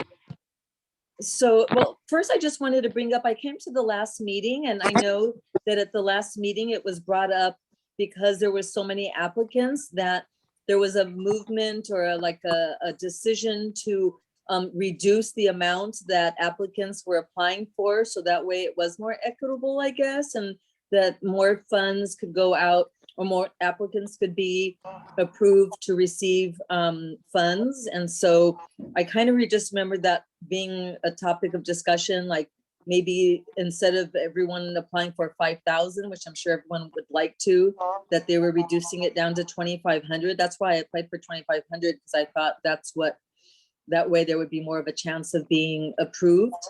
So I just wanted to bring that question up because that definitely was something that there was a lot of conversation about last time. Vincent, can I make a comment? Go ahead, Gil. This is all well and good that we're going all through these things, but in reality, all these going backs and forth should be done in the budget committee. You look at the MPG that's come in and you see the money there, and you might transfer money back and forth, and then you come up with decisions based on the amount of money that's available. That okay, they're asking for 5. We'll recommend, in order to stay within our budget and everything else, we'll recommend $3,000, and you do all your work and you bring it to the board meeting and recite the same thing, that they asked for so much, but however, due to constraints or whatever, we recommend this, so that all this is discussed in the budget committee, so everything can be considered. It's awful difficult to go over this stuff at a board meeting. Thank you. And just to clarify one thing, like what Gil is saying is true. The problem is that we don't have the power to approve it and the check is written. So when you look at the $24,000, we didn't have that before. We had less, and because they disapproved one of the $5,000 grants, now we have that new number. So There may be more money as these things come up and that are being submitted in, and we may have to deal with this again because we never have accounting the way we should have it. So even this number is a total new number to us right now. And there may be more money in there if another grant is not approved that we'll have to deal with before June 21st. And the problem with that is after June 1st, we cannot give any more MPGs. That money will have to be spent internally within the council. So MPGs finish on June 1st. It's the last time I could submit them in. So they made it complicated for us. And that's why it always comes down to the numbers and how we crunch them as we go along, which is difficult. Okay. Diego, you had your hand up? I'll be very quick. I just wanted to make sure that we accounted for any NC expenses that we may have this month or next month. Do we have to pay for public storage, Zoom license, that accounted for in this new number that we are working with? Yes. We Okay, don't have cool. too Thank much you. expensive, but we've covered them. And then, okay, Gilbert, you already spoke, so I'll lower your hand. I'm just lowering hands. Okay, oh, Melanie. I just wanted to ask for Miss is Carlos? Yeah, Miss Carlos is speaking. If we are able to approve this NPG for the amount that we have left, are they still able to reapply for the like additional amount or more once the new cycle begins? Or is there like a time limit for that? Like a, you know? They will be able to apply after June 1st and when we set up the MPG committee. They can apply as soon as July 1st, after July 1st. So can you hear me? Can I ask a question? Yes. Hi, since I think according to the math, Vincent, I think there was like 1,000 something that seems that's left over right now, or what the remaining balance is that's available for the NPGs. Am I correct? Correct. Would I be able, because I mean, I just, I wanted to apply for this earlier and we were waiting for a nonprofit status. And so there's just been a lot of limbo waiting, or a lot of limbo time for us. Would I be able to be eligible for that amount? That's whatever that balance is, like say, reduce it down to 1,000 and I would be happy just with the 1,000 right now, just to help us with some of the reason that we're applying for this grant is for this project that we're involved in. We have women from the community that are coming to us that aren't able to get breastfeeding support through WIC. There's no WIC agency in Lincoln Heights. There's not, the hospitals have all closed. They're not providing in-person services. It's really hard for women to get support. And so that's why this program was developed or launched, so that to help with inequities and help like improve the breastfeeding rates, which right now with the formula crisis is even more apparent. Like women need support with breastfeeding. And one of the #1 reasons that they don't breastfeed is because they don't have support. And that's what we're doing every Friday, seeing women for free through this project. But we need money for like Uber rides. We need money just for like refreshments, for gift cards for meals if they don't have food, healthy food. Many of them live in food deserts. And so it was just really for like to really address the social determinants of health that also affect the breastfeeding success and the birthing success and all the other women's health issues that come up. And so starting with prenatal care, education. So if there's only 1,000, say rounding down to 1,000 available, like I am happy to take that, because that can help us with Uber rides, that can help us with some of these things that I wanted to use the funds for. No, and that's definitely like, we have some money left over for our expenses, right? For the office expense, and what's left here can be given to the organization if the board wants to, right? Since it's such an important part of our community. And what's left exactly is $1,869.38. The board right now currently can make a motion to award you that, and that will be approved. That's what you would get. You can then apply July 1st for the second amount, which would amount to the $2,500. Yeah, I'm fine with that, Vincent. I would be, I mean, I applied for the 2,500 just because I was thinking applying for 2,500 would give me a better chance of being awarded. I know money's tight, you know, with the council, so I would be happy. That would help us out tremendously. We have mothers waiting to receive this service every week, and it makes a huge difference. It makes or breaks a woman's breastfeeding success. And I think right now with this formula crisis, that's even that much more apparent. So I would be happy with that if that were the choice or the decision of the council. So there's something we could try, and I'm just gonna throw this out, Sarah. So this grant originally, Christina, was for 2,500, right? Mm-hmm. So why don't we approve it for the 2,500? Because I know that there's gonna be some money left over from the 1,000. I don't know how much. But what I can do is send it into the city for the 2,500 to see how much we can. Obviously, we don't want no money to go back to the city. That's the objective, Mhm. right? Usually there's always $200 to $300 to $500 left sometimes. But whatever we can give you, it might add up to 2,000, then you can come back and get That'd be great. the 500 after July 1st, right? Yeah. So that what would I would be- recommend on this one is to approve the grant for up to $2,500. And then I'll submit it. And like I said, at the end of the month, I'll submit it June 1st. And then we'll see whatever's left over and ask if they can hold the check until until June the 20th. If they hold it to June the 20th, then probably anything that's left in our account will be used to pay off the $2,500. And if that works out, yeah, that works great for me. So I can wait and. Okay. so someone has to make a motion to approve the $2,500. I make that motion. Okay. I'll second. I second. Oh, that Melanie second. Melanie seconds. Okay, so the motion is for $2,500 to go to, what's the organization again? It's New Familia Health Support Services. Our name with the new nonprofit will be New Familia Health, but it's New Familia Health Support Services. And just, you know, thank you guys. I really appreciate it. And yeah, I would like to be more involved in a committee that supports health. I feel like that's never really been something that's been available through I feel like there's never been a focus, or that's never made a priority in the way it should. And we are having our anniversary event on Sunday.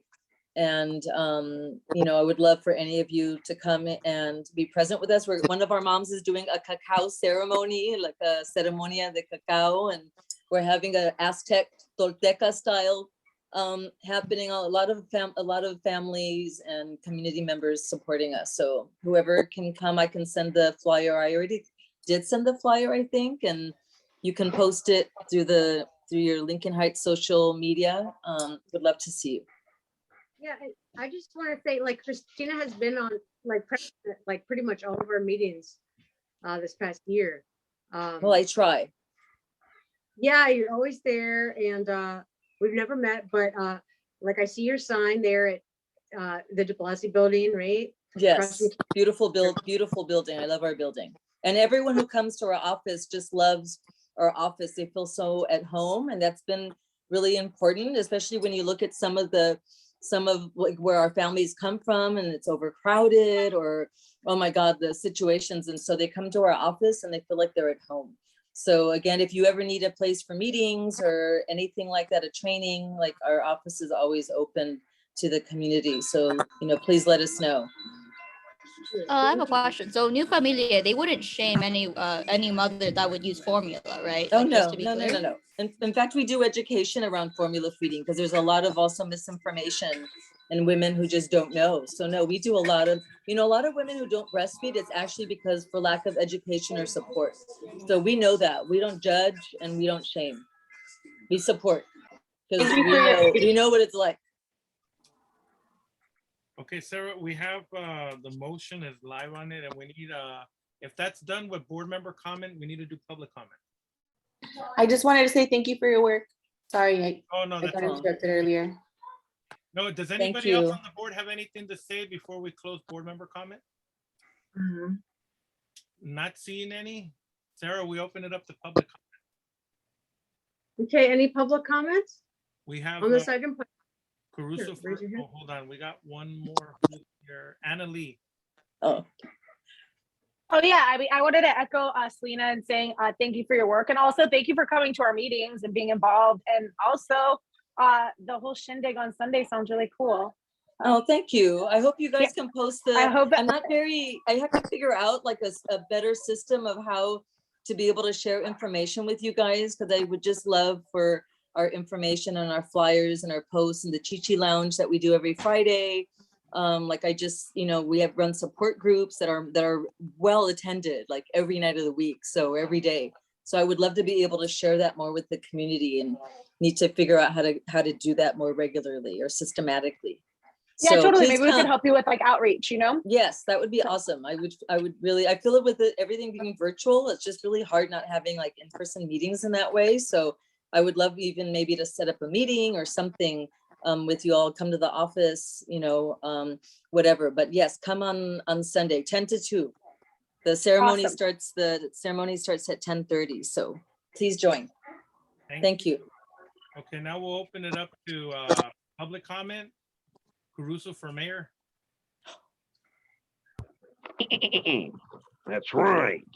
And it's good you're talking about the baby formula shortage. Yes. Whose fault is it? Donald Trump? No! It's your savior, Joseph Biden Jr. That's a lie. Yes, that's right, human. Yes. Complete fraud. Yes, it's a lie. But we have good news. If you're at the border right now and your little tots need it, Joe Biden will send all the formula you want down there, squeezing the market and raising prices and shortages.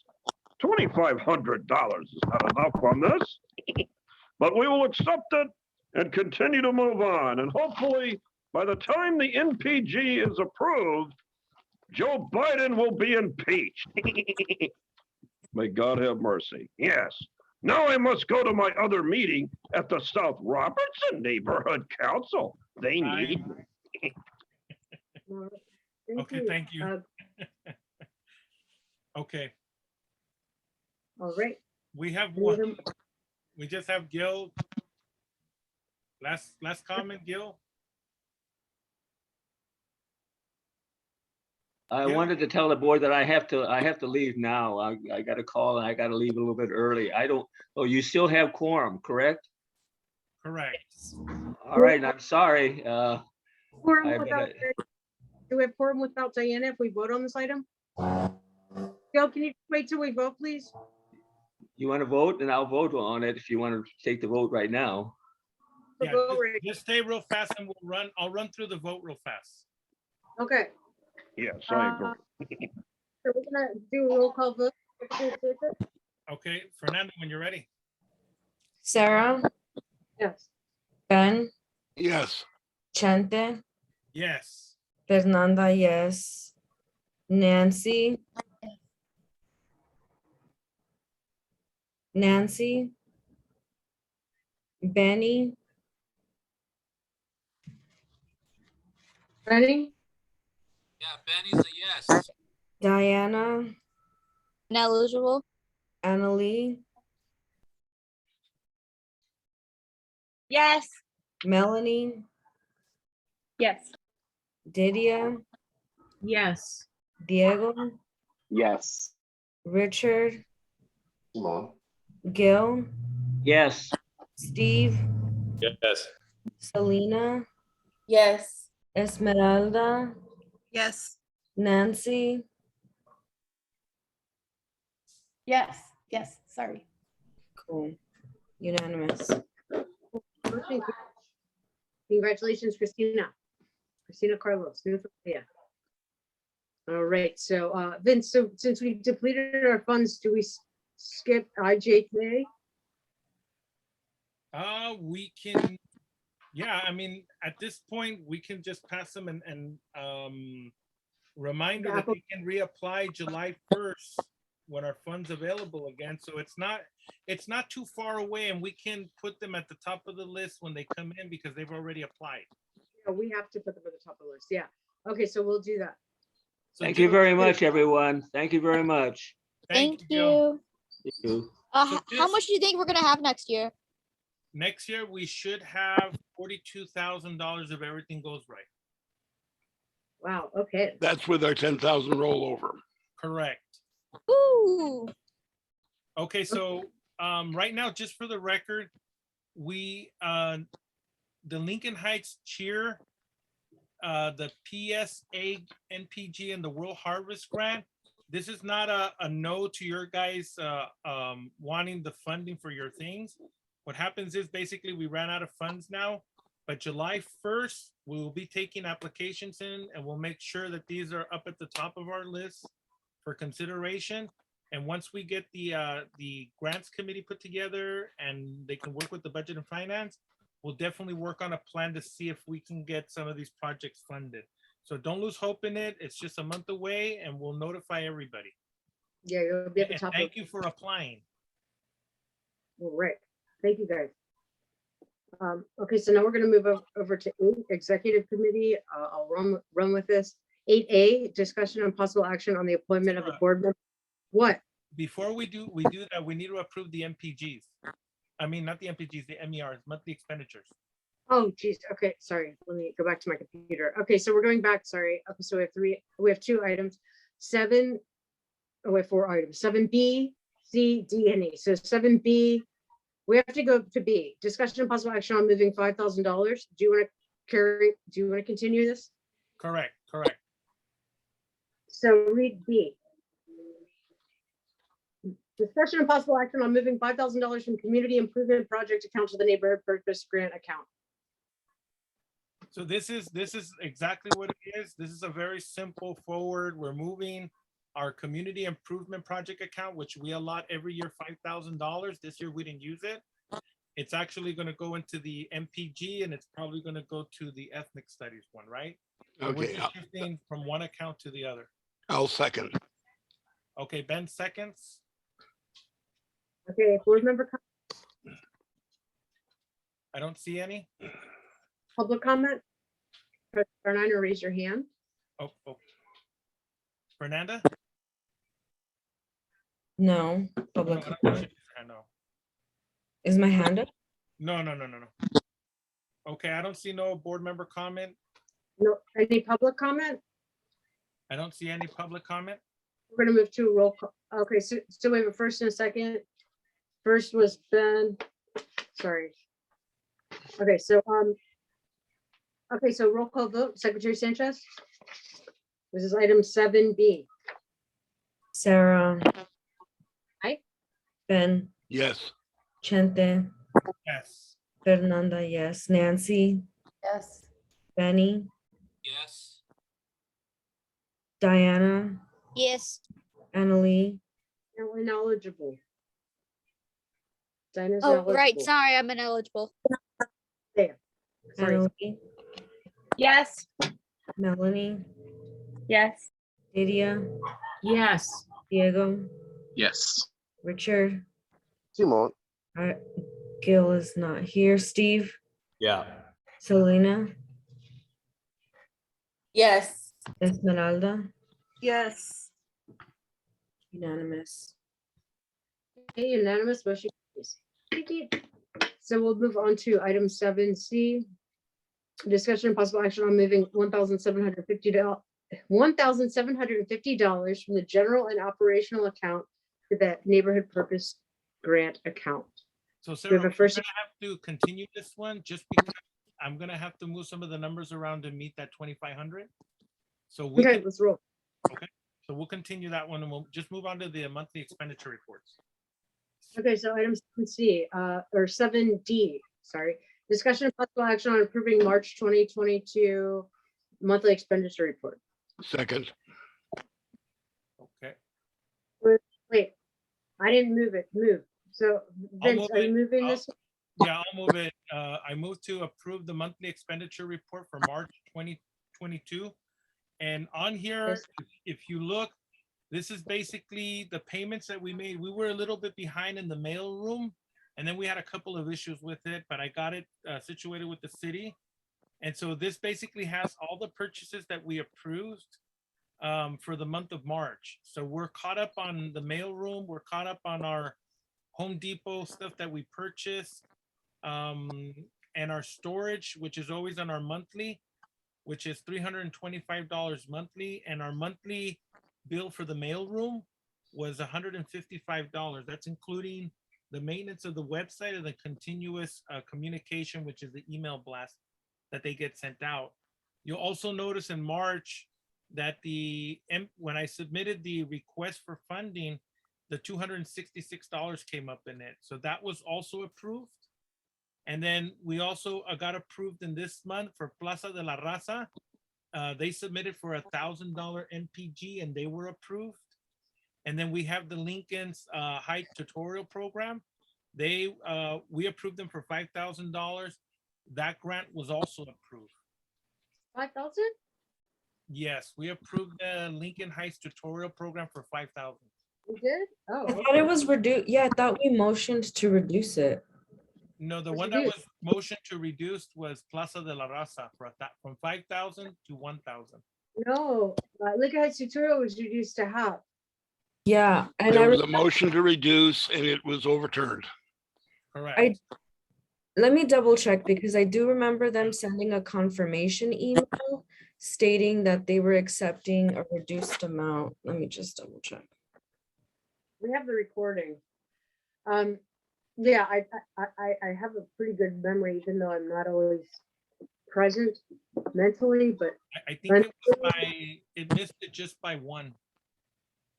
I don't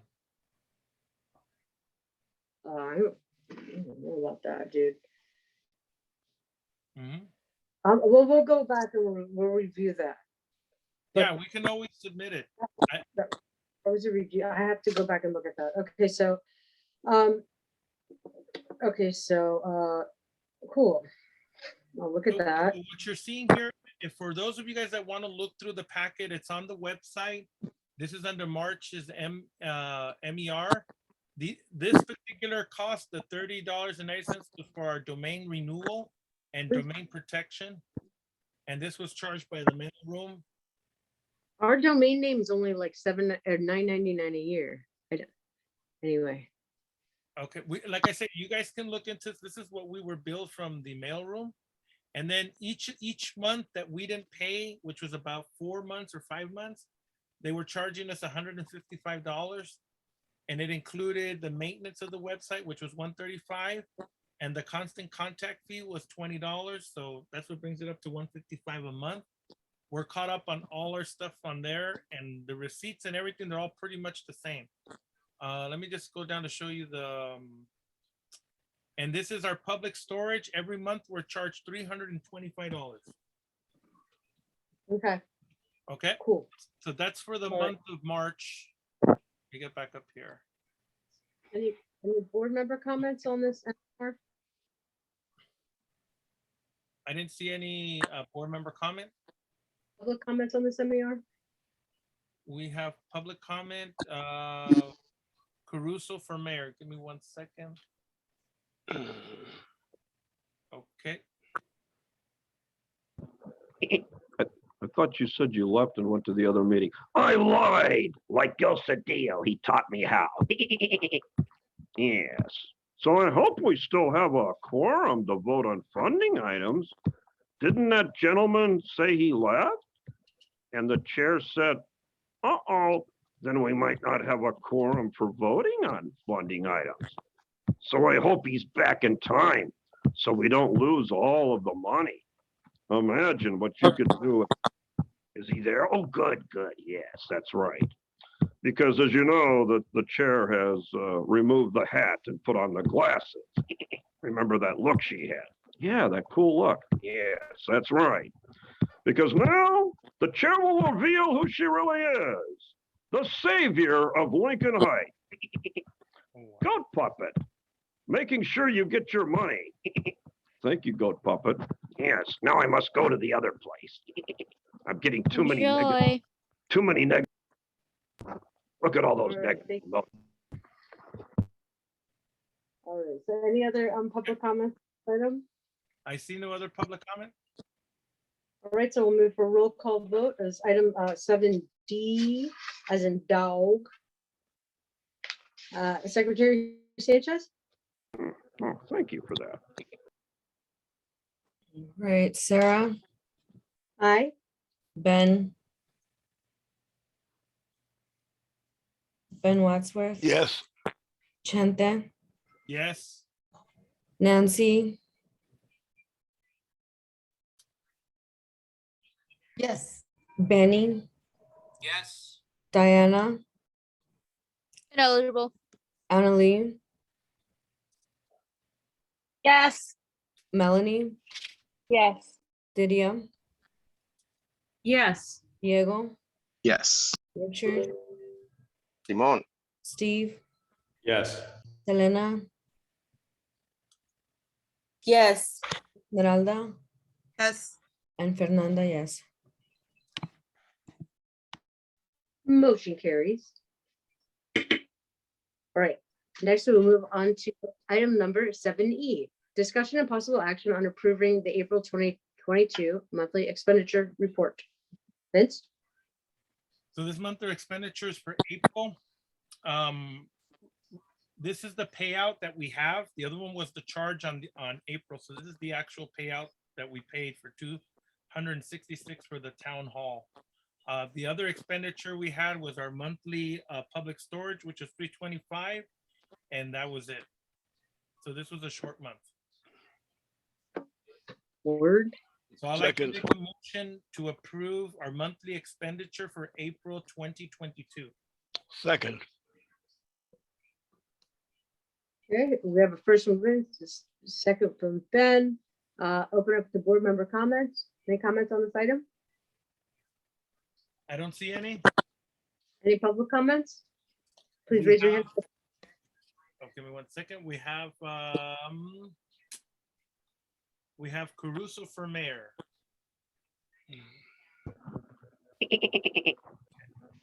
When are you gonna go to the other meeting? I lied. I was taught by Gil Sedale. So now, yes. Make sure that storage facility rental has enough space for all our new pretty items that we're getting.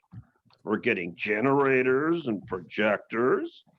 And then, of course, later you'll have to buy a trailer, a small little trailer to put it all in back into your items. Did you know that Gil bought a brand new commercial truck? What? Yes, from a dealership outside of LA City. I heard it cost over $75,000. So maybe you could get some money from Gil and buy a nice little van. Yes, that's right. We're watching like hawks. Unisys 2022. If not, Gil, forgive me. They made me do it. Thank you. Thank you, President. Thanks. All right.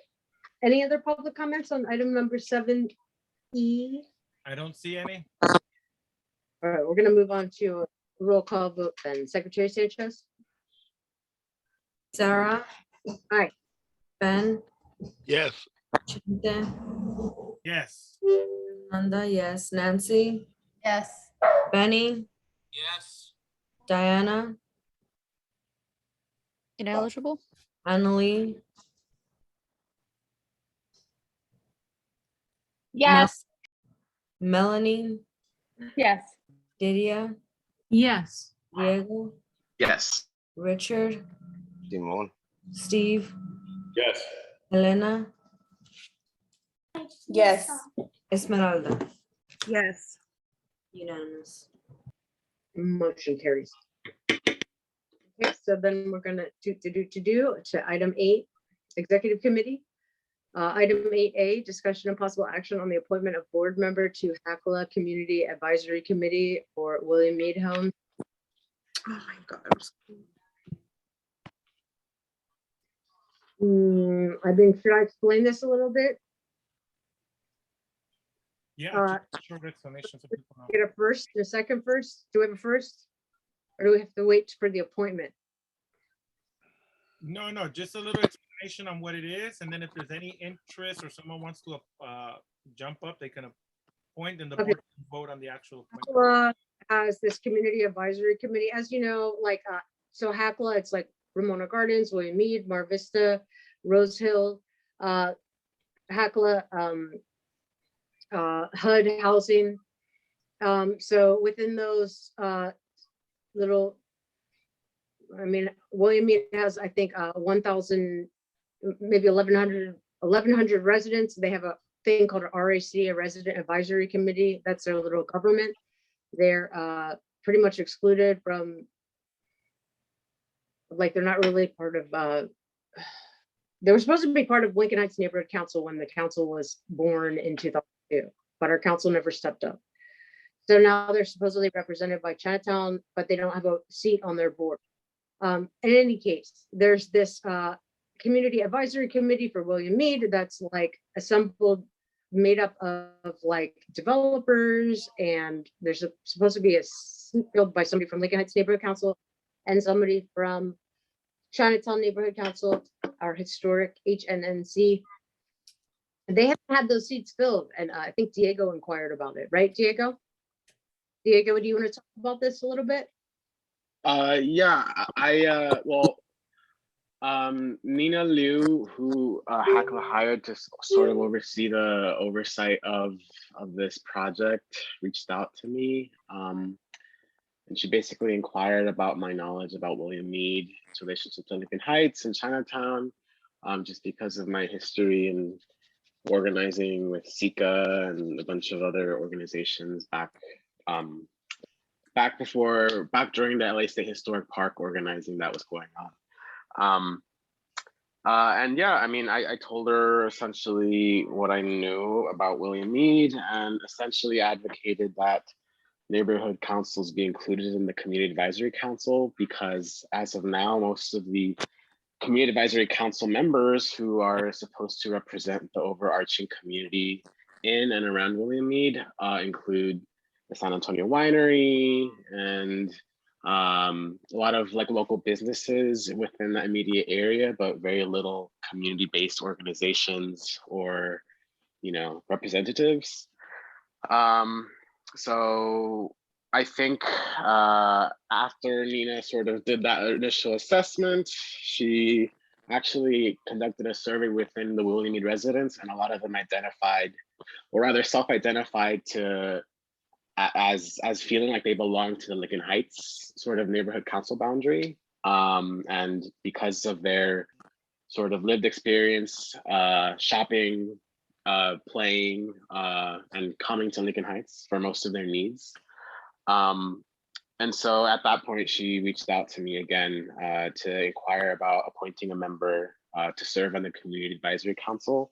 I believe the Community Advisory Council meets once every 2 months, and this is an overarching thing for the next 2 years. And the reason why this is happening in the first place is because William Mead, or rather HACLA, was awarded a choice neighborhood planning grant to redevelop William Mead.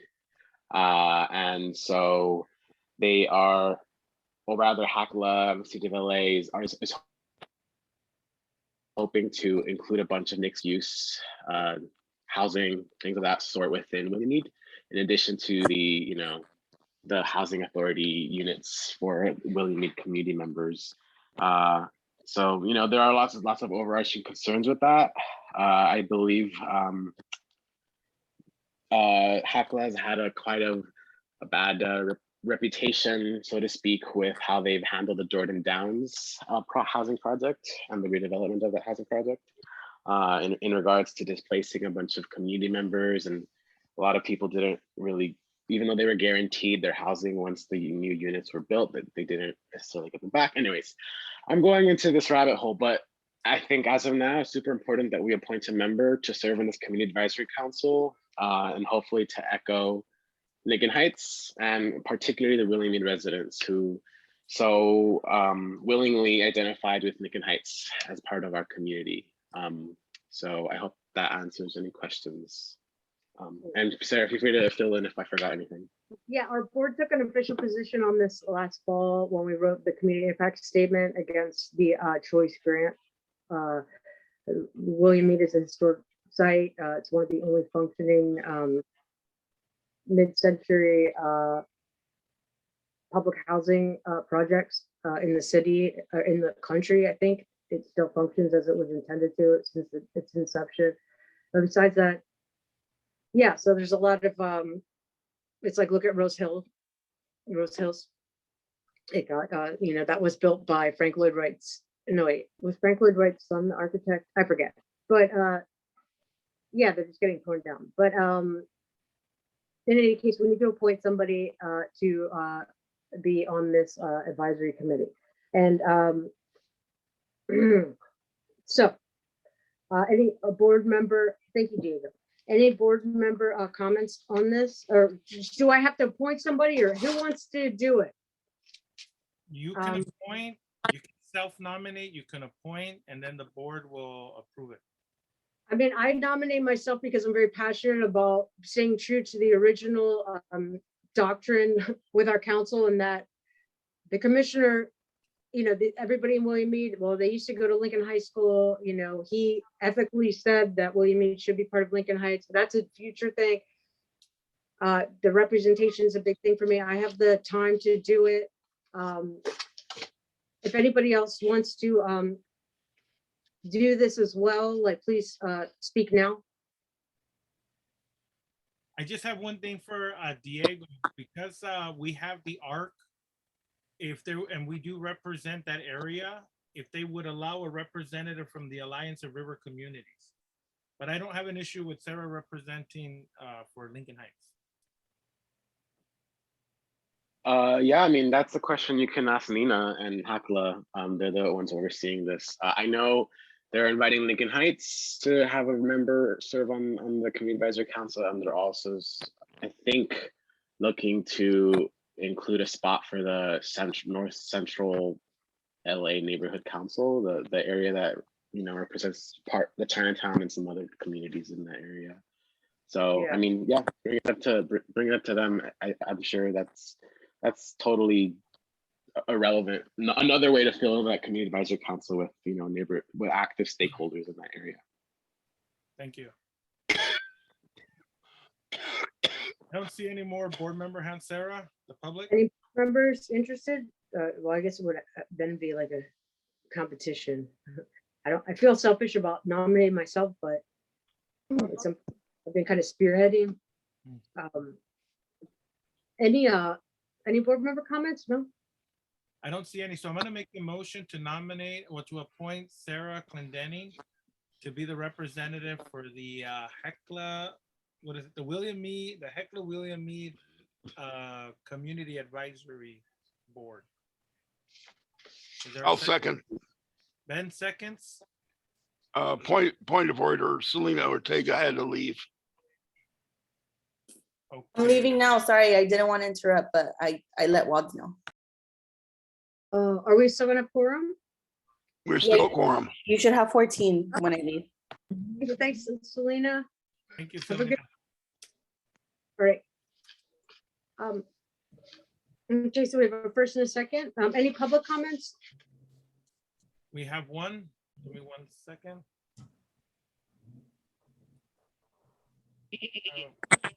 Yes, and at your first meeting, I understand San Antonio winery people will be there, and it's a real icebreaker when you mention that convicted felon Mitchell Englander held his very last fundraiser there.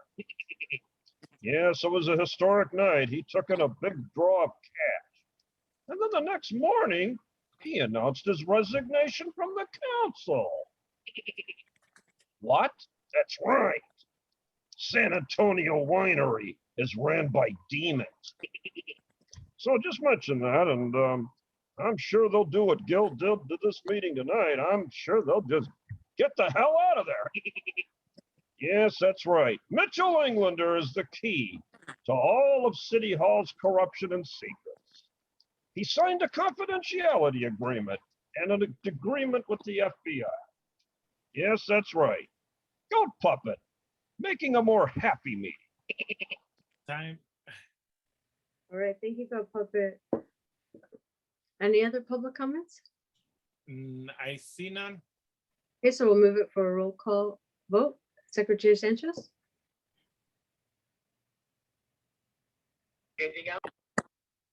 Fernando?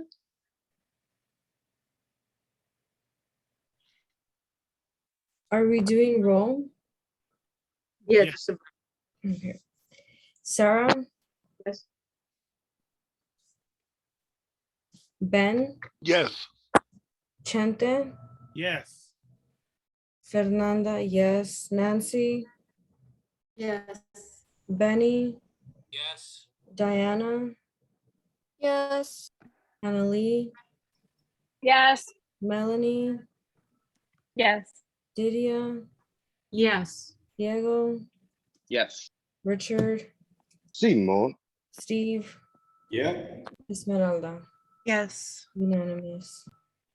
Motion carries. Hello. All right. So item 8D, thank you, Fernanda. Item 8B, again, I'm gonna have to continue that to next meeting. I'm gonna have many minutes that I owe. Item 8C, announcement of LHNC vacancies. I'm making the announcement. The Lincoln Heights Neighborhood Council is announcing to the public, to the world, we have vacancies. Youth Rep 2023, now that's kind of a future vacancy, right? Business Rep 2025, Business Rep ending 2023, Community-Based Organization Rep ending 2023, Area 1 Rep at Large ending 2023, Area 3 Rep at Large 2023, Area 3 Rep Resident ending 2025, Area 4 Rep Resident ending 2023, Area 6 Rep Resident ending 2023. So in our bylaws, we have the map. Yeah, so it's there on that little link. And on our social media, we're kind of promoting these vacancies. Secretary Sanchez and Treasurer Vince Chente, do we have any applications for any vacancies? I have not received any. No? Fernanda, no? Secretary Sanchez? Hi, like I mentioned earlier, there are no applications that have been submitted. Cool, so it's on record. So we have none, so then therefore we will skip item C 1 through 9. Okay, so now we're gonna move on to item 9, non-agenda public comment. This is the final public comment. If anybody has a comment about something that's not on the agenda, you have 2 minutes to speak. Please raise your hand or press star 9. We're just trying to let everybody talk. Do we have any public announcements? Yeah, we have Caruso for mayor. Yes. So let's try to do something tomorrow. Tomorrow, they're going to be holding a segregated city council meeting.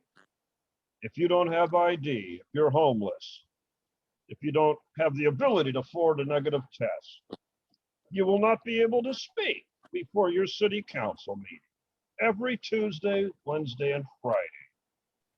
And Gil is completely behind it. Yes, Goat Papa talked to Gil today, and he called back not once, not twice, but 3 fucking times. Why? Well, human, you have to know why. It's because Eunesis is pulling up, and he may have to get in a very bad runoff. So what you have to do, people, is split the vote on your third-party candidates and just make sure nobody gets 50%. And then we're going to be talking all fucking year till November about what? How we've been treated like ghosts. Now, I'm an animal, but you're not animals, you're people. And you're being treated like dogs by Gil. Woof, woof. You're being treated like rats by You're being treated like homeless cats by Gil. That's right. And he realizes now that this is a close election. So remember, when you get that ballot, anybody but Gil Louis Garcetti Day Weezer Jr. And cleaning up our community is top priority. So the goat puppet 2 years ago gave you the tools you need, and you've used them effectively. You're officially a pain in the ass in the corruption of City Hall. Good job. Well, thank you. That's what I do. Thank you, Goat Puppet. Okay, Any more public comments? we have Diana. She had her hand up before the comment. Diana? Yeah, so in regards to the vacancies, I know a couple people who are interested in the youth representative position. Is it possible to ask for the form to be sent to me so I can distribute it to them? Yeah, it's on our website and on our social media. But yeah, it's on our website. Yeah. Okay, thanks. And so like say they applied, do I have to step down after? No, I mean, like, what time? Because you're going to college, right? You're going away, correct? Yeah, I'm going in August, late Okay, August. So we need to like just get the word on. Her term ends when she graduates. Oh, so now her term ends when she graduates, Ben? Yes. Oh, because last time you said that it was kind of on the fence, If- right? We can have her in and so on. That's our decision. But formally, her term ends when she graduates. Formally, according to our bylaws. Yes. So then, so what? So once she graduates, Recommendation I would make is that whoever she gives the application to, that they come in when she leaves. Right. okay. So after I graduate, am I still youth rep or no? No. Okay. Damn. Oh, it could be like another seat, you're saying. So we need a youth rep. And when do you graduate, Diana? I graduate June 17th. Okay, so we need a youth rep. All right, so yeah, we'll just get the word out to the schools that we need a youth rep. We used to have 2 youth reps, but Dunn took one away. So that's what word. Yeah. But you are gold. We love you. Oh, Yeah. thank you. Love you. One thing to remind everyone also, and that is that when you recuse yourself, we lose you from quorum. When you just like when you say, well, like non-eligible to vote, that doesn't remove you from quorum. Okay. Oh, okay. It doesn't remove her from quorum. So if we have an item when we're at 14 and you recuse yourself, the meeting ends Yeah. Okay. because we've lost quorum. That's why I put the funding items at the beginning. Right. Okay, right on. Cool. I have an announcement. Yeah, this like Getty Plaza de la Raza event on Saturday and Sunday. I guess Getty and Plaza de la Raza are doing a art show extravaganza event about highlighting the historical significance of Lincoln Heights. CD 14 participating. We were not invited.